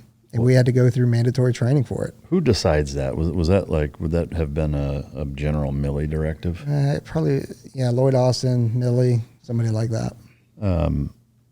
Your higher ups, your superiors, the people that you answer to, like, do you ever ask them what the fuck? Yes. And, I'm probably more vocal than people would appreciate. What do they say? Like, how do they respond? Well, there's a lot of good training for them involved in it. They're able to dance around it. I mean, at a certain level, you're a politician, right? I mean, especially once you hit a general officer, you're kind of a politician at that point. So you got to play the game, you got to toe the line, and that kind of stuff. So it's. Do you have to though? No, you don't have to, and you shouldn't, right? Because that was one of the things that I think General Clark liked about me is that You're talking about Wesley Clark? Or which General Clark? Richard Clark, okay, SOCOM commander, because he had me around a lot, and it was because I would give him unfiltered, like, no kidding, what are my thoughts? What is the ground truth on stuff? Yeah, and I think more people need that. More people are so worried about their career or getting in trouble. Like, that's actually something that we've noticed. More people now in training, like, we hold these big capstone exercises where we've got hundreds of aircraft flying. Like, no kidding, hundreds of aircraft flying. People aren't worried about running into each other. People aren't worried about crashing. People aren't worried about running into mountains. They're worried about doing something to get them in trouble instead of just taking some risks. Because what we need people that are willing to take the risks, because we have become a risk adverse force right now. At what point do you think the U.S. military shifted into that? Like, what year or range of years? So me and a couple of buddies were trying to figure out, like, was there a certain moment or certain incident, or was it a certain year? I think once we started getting, and I don't really know how they tie into each other, but I know once we got to a point in Afghanistan and Iraq where you couldn't leave the wire without having an ISR asset. So I think that's where we started to go downhill, because now you had somebody in the back, armchair quarterbacking what you're doing, constantly having eyes on what you're doing. It's like, well, as an assault force commander or assault force sergeant major, do you not trust me out there? Like, no, I do. It's just, I mean, to me, that's like the wife that says, share your location. It's like, you don't trust me? No, I do. I just want to see where you're at. Yeah, you're like, well, then you don't fucking trust me. So, and I think that's that, and like I said, you got to kind of walk the dog on that. But I think that's kind of where we started getting, because then it's like, oh, now because we didn't have ISR, and now you're getting reports from locals that we killed somebody. Now there's a 15-6 when, dude, you have no idea how old those pictures are, or we've seen people kill their neighbors, kill their own family members for over an argument. And now you're coming after me because a local has alleged that we killed this person. Yeah. And we weren't even operating in that area. Yeah. I mean, there's a certain element of me. Now, granted, it's easy for me to sit here behind a desk, not on active duty, not being paid by Uncle Sam, to say, like, why don't more guys in the positions that can be like, fuck you, no, why don't they do that? And again, I'm not trying to judge again. No, I know. But there is part of me, I mean, because there were times where we did that, where we told people no, or we're like, fuck you, we're not doing it, or yes, we are doing it, and I don't care if you're saying no, we're going to do it anyway.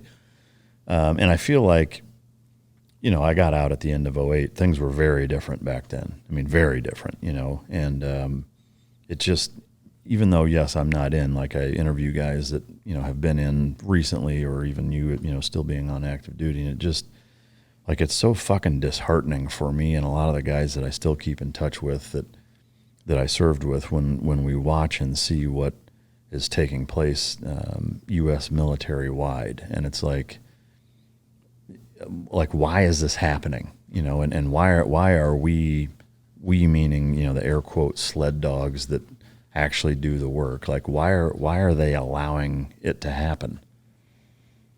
Man, we've had these conversations too. I mean, that's at least refreshing that you guys are at least talking. Oh about yeah. it, We are definitely having those, and especially some of it's inside a team room, right? So nobody hears them on the outside.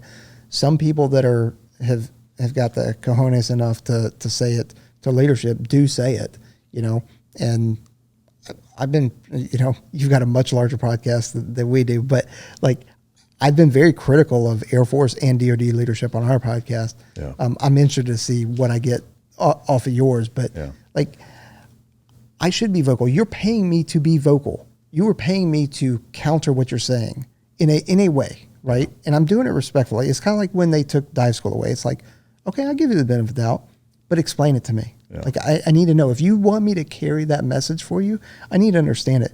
At the same time, you need to be able to take criticism. Yeah. And you can't let your ego be so big that you can't take some questioning. Yeah. Like that's a real issue for me, because they are making decisions off of information that we provide. Now, if I'm good, I'm giving them unadulterated feedback, right? But having been on staff and seeing how you can manipulate information and manipulate data to feed to the commander who's making the decisions to get what I want. Yeah. Like that, their decisions are solely based off of what information they're getting. And if they're getting shit in, they're getting shit out. Yeah. So with that, one of the kind of hotbed issues I think that you see of people that used to be in the military or that are critical of the military in seeing some of these kind of social and cultural issues, again, what seems as an outsider looking in like it's kind of being force-fed into our military. The pronouns thing, the don't ask, don't tell is now like, I mean, there's transgender active duty members, et cetera. I guess irrespective of your personal feeling on it, and as being as unbiased as you can, do you see those things as legitimately weakening our force the way that, at least from my standpoint, it seems like it is? Or do you think it's made a bigger deal of than it actually is? I think I don't know if weakening is the right word. I think it's distracting us. That's the way I see it. It's a distraction, because I want to focus on how to be more lethal. I want to focus on how do I be better at my job? How do I make other people better at their job? How do I make sure that I'm ready for the next conflict when I have to worry about this other stuff? To me, through deductive reasoning, that would be weakening, though. If you're right, and that's that's why I'm like, yeah, we probably are weaker because we're distracted by it. Yeah. Have there been implications that you've seen personally, like that have impacted your job or any of the capabilities of any of the units that you are a part of or work with, et cetera? No, just, you get your additional training, or there's memos that get put out, that kind of stuff. And most of that stuff gets auto-deleted for me. Yeah. And most people I know. Yeah. Because people are tired of it. We're fatigued from it because we're trying to get through day to day, and we are in a resource constrained environment. They keep asking us to do more with less, and at some point we just need to go, we're going to do less with less. Yeah. We're going to stop athleting our way through all this, and we've got to let something fail. Yeah. We really do. Yeah. And these distractions that are happening, maybe that's part of it that needs to fail. Because I think the other side of that coin is the recruiting catastrophe that's taking place, and that, with some of the commercials and stories that are coming out of the military, and, videos of like a drag queen dancing, on or in a galley of a fucking U.S. Navy ship on deployment. And it's like, you're sending a message to, the type of people that you need to do a job that A, most people aren't cut out for, B, most people don't want to do or won't do, and C, is fucking necessary. And now, the types of individuals that can do that job and will do it are saying, fuck that, I'm not doing it if that's the kind of shit that's going on. Like, to me, that's the bigger problem I see with it than even things that are being impacted internally is the long game type of people that are now flocking to that position aren't the fucking people you want doing it. Yeah. Well, and that's because a lot of people that you want to be doing it are the ones that are like, dude, I'm done. Yeah. I'm out. Like, I'm tired, or I've done X amount of deployments. I'm smoked, man. Or my family, I'm tired of moving my family. The recruiting thing is an issue. But we got to stop changing standards, right? Change for the better is good, but when we start lessening the standards. Are you seeing that happening? Yeah. Yeah. Yeah. I mean, yeah, for sure. And that's an issue because people that want to join want to be part of something special, right? They want part of that elitism. You're talking about less than 1% actually serve, and I forget what the actual percentage are eligible. So when you take the big pool of, 345 million Americans or whatever it is, right? Then you take all the people that are medically disqualified, all the people that are too old, all the people that are, and it starts going smaller and smaller pool. So even the pool that we draw from is very, very small, like a couple percentage points kind of thing. So now we start ostracizing some of them because that doesn't align with their values. We start lowering standards, and they go, dude, I was looking to you. The last kind of thing that we can say, these folks hold the standard. They have a uniform. They look great in their uniform. They hold and carry themselves appropriately. That's why it's a big deal whenever you have somebody who's wearing uniform acting like a fucking idiot out there. You're like, dude, come on, man. Yeah, it's hard enough. Right. It's hard enough. And you got to think, you're not just representing the Navy. You're not just representing the Air Force. People don't see that. People just see somebody in a uniform. So you're representing all of us. So it's those kind of things. People want to be part of something special, and they want a standard. And I didn't actually quite realize that until I took a couple Ubers and just talking to people, and you get people like, yeah, I'm waiting another 6 months before I join. And just kind of, hey, why do you want to join? He goes, well, I want to be part of something that has standards. Yeah. Like verbatim said that. I'm like, dude, in a recruiting issue or recruiting crisis that we're in right now, and you're talking about standards and we're lessening standards and you want more standards? Yeah. Like that. What town was that in? That was in Vegas. In Vegas? Wow. Yeah. Yeah, that's wild. Two Uber drivers in a row said that to me. I'm like, man, finally, like that's great. And I wish that they would hear that. The people that are going, well, we gotta start opening up more doors and stuff like that. It's like, maybe we don't. Maybe we keep it more elite than it needs to be. Man, that's crazy. Were they waiting the 6 months to see who becomes president? Well, this is like 2 years ago. Oh, I gotcha. Gotcha. I do have a quick Patreon question from Claire. She wanted to know what your take is on what's going on with Boeing and our commercial air industry. Oh, I think that goes back to the when we started talking about what's good for America, right? And people lining their pockets. Actually, I'm thinking about an episode that we did. We were talking about that. We need to be about people that are Team America, not lining their own pockets. Like I just saw the other day that the Boeing CEO was getting grilled on Capitol Hill, and they were talking about what he makes a year, right? And I'm all about rich people. I want rich people to be successful. Taxes is theft and the whole deal, right?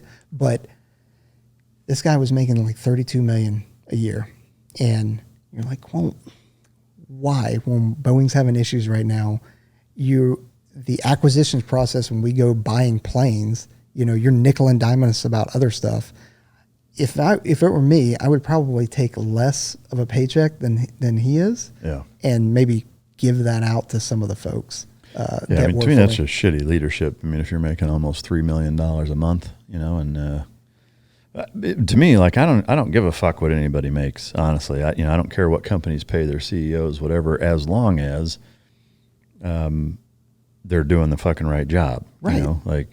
And so to me, I agree. If I think I understand what you're saying, is that you guys are asking the wrong fucking questions. Like, it doesn't matter what he makes. I mean, to me, what matters is, why are you guys fucked up, you know? Right. And that's the biggest thing is I got to articulate that better, but I want people to be on Team America, not like, how do I fleece the government out of all these contracts and get the most out of the government? Yeah. Because guess what?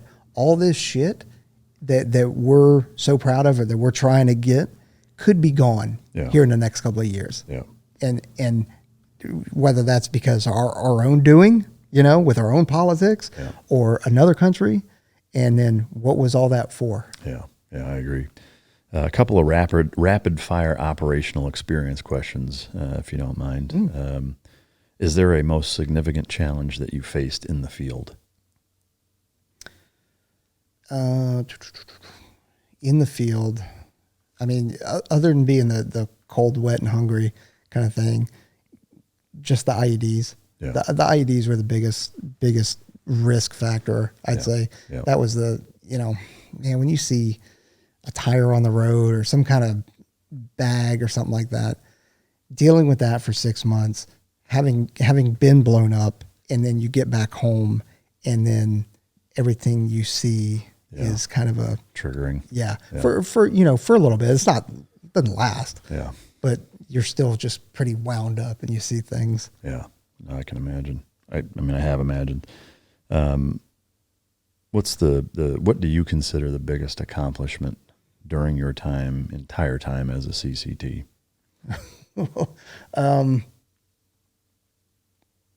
Keeping my family together. Yeah. Yep. It's a big one. Yeah. And a rare one. It is rare. Yeah. But yeah, keeping my family together, and my kids, as far as I know, don't resent me. Yeah. How many do you have? Two. Boys, girls? I've got a 17-year-old girl and a 13-year-old boy. Yeah. Nice. Yeah. Is there a most important lesson you learned from your time in combat? Kind of see something, do something. If you see something that needs to be done, do it. Don't wait and expect for somebody to do it, because it might be an oversight on their part, or it might not. They may not be aware of it. So take care of it. The team comes first before me or before you.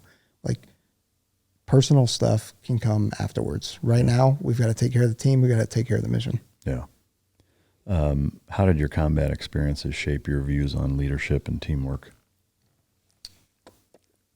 I think you gain perspective on realizing that things like the emergencies, the emergencies that people think are emergencies, are not actually emergencies. Yeah. They're kind of urgent, or they've got a different experience or different perspective than you. Because the way I look at it is like, I'm not getting shot at.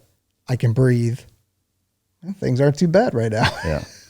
There's a really cool quote by this gal that was an author. I can't remember if the book was on, I want to say I think Jordan Peterson interviewed her, and her name and book title escaped me, so I apologize. But one of the takeaways from her book that I thought was just really, really important and valuable was, when you find yourself being frustrated, irritated, mad by something, ask yourself one simple question: is this an inconvenience or an actual crisis?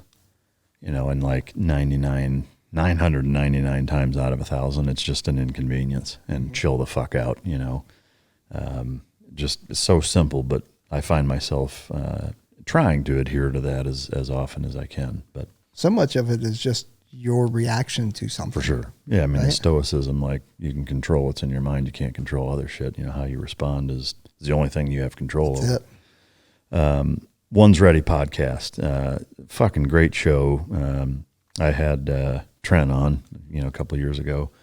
He looks to me exactly like Loki from fucking the Marvel series, but I mean, in a great way, but such a cool dude, and such a great show.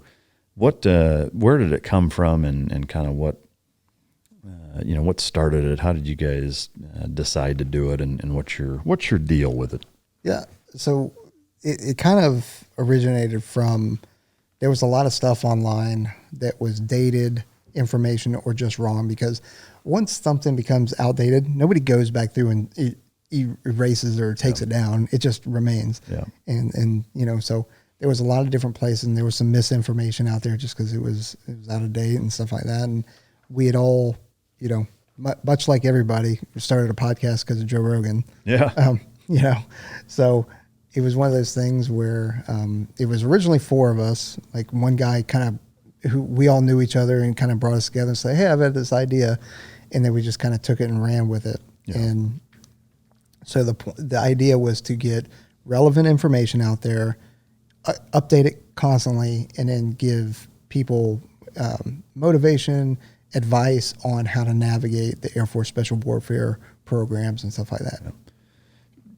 That's the core of what you guys started it for. You've branched out. I mean, there's times where you're critical of the Air Force leadership, maybe even higher up leadership within the United States government, president, whatever. Have you guys caught any shit by any of your actual active duty superiors for having the show and saying the things that you've said?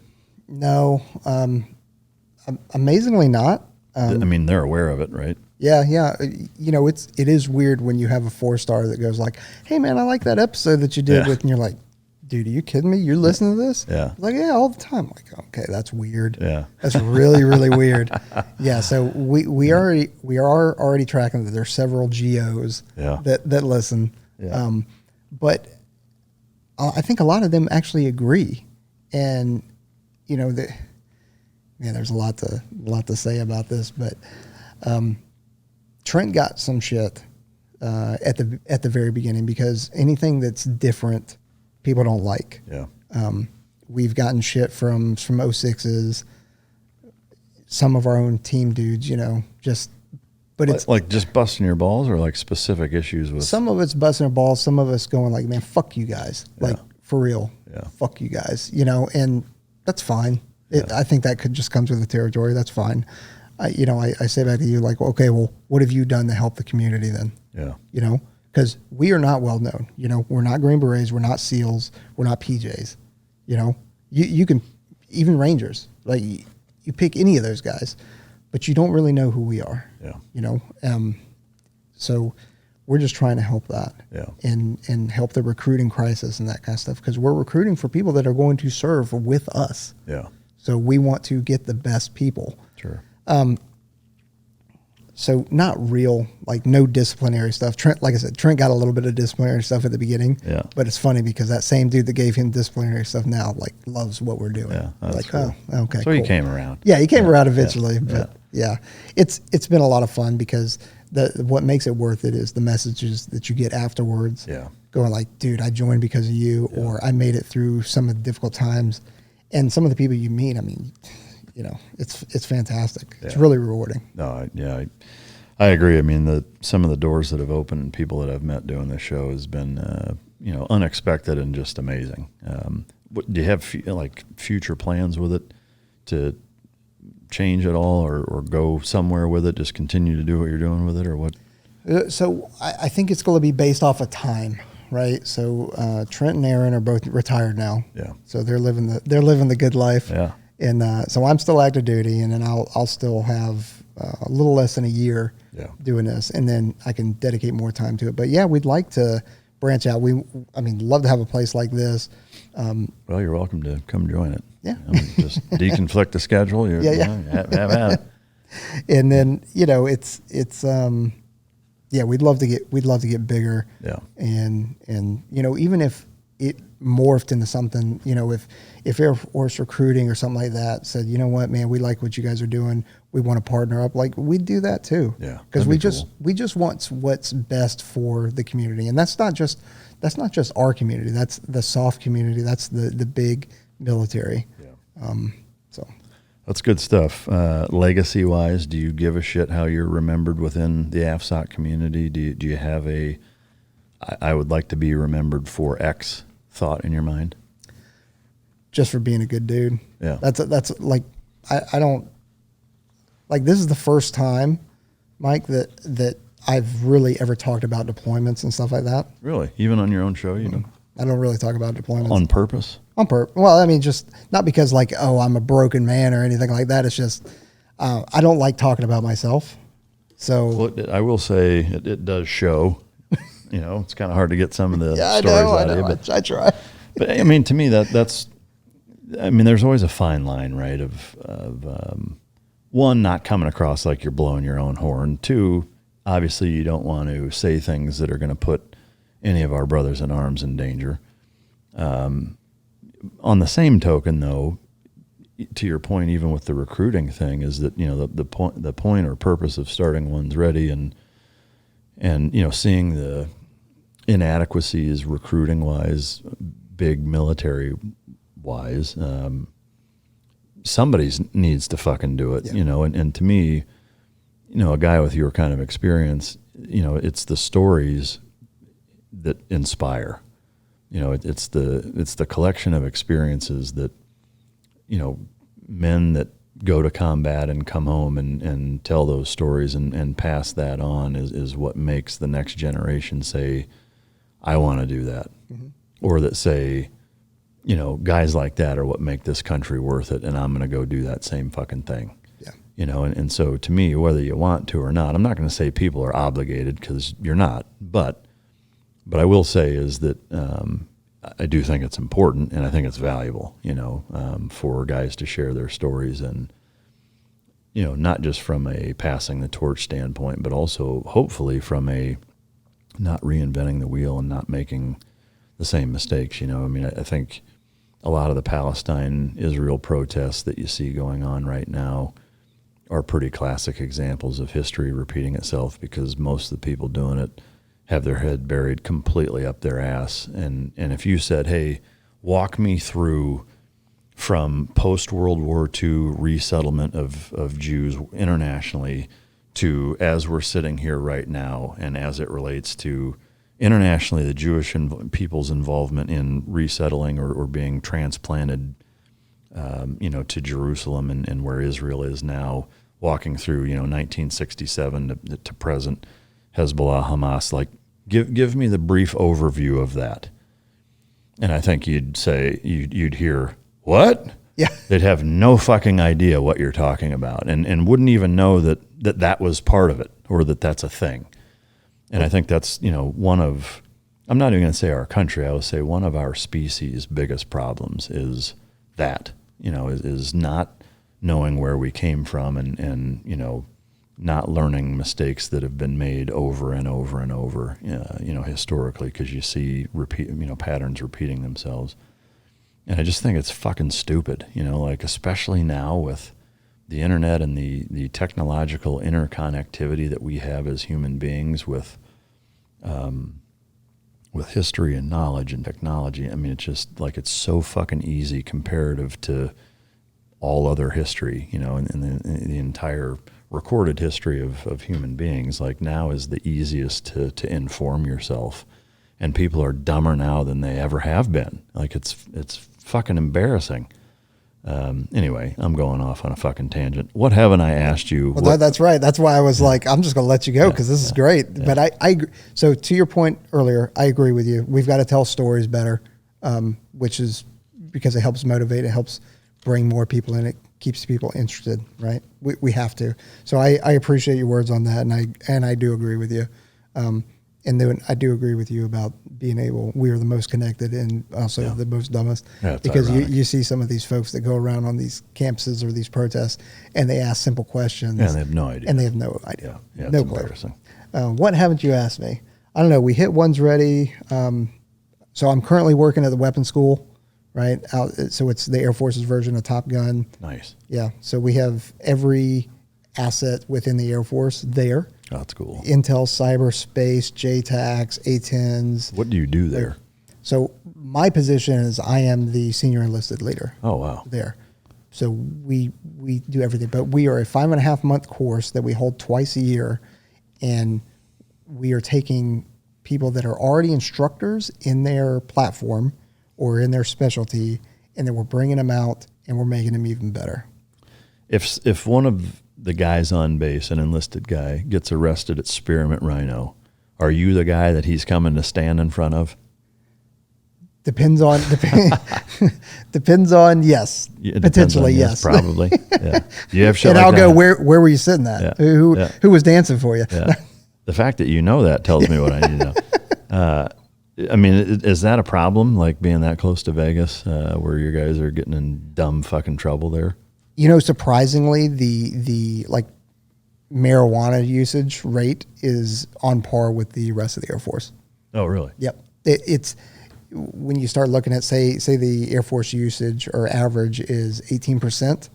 No shit. I'm making that up. Okay. I don't know that it is. Okay. Say that it's 18%. Nellis is only at 19%. So we're on par with the average. Is that still like if you pop for weed on a piss test and automatic, you're out? No, not necessarily. Really?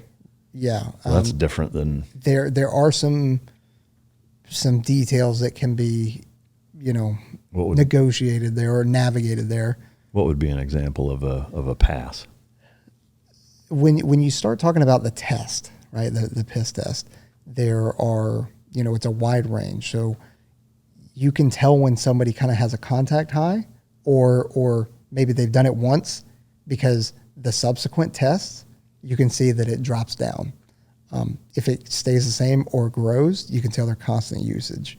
So there's some nuances there. And also, like, we've had people that have come to us and said, hey, listen, last night I had a headache and it was middle of the night and I thought I was taking Tylenol and I ended up taking my wife's Percocet or whatever, or Xanax or whatever, because it was middle of the night.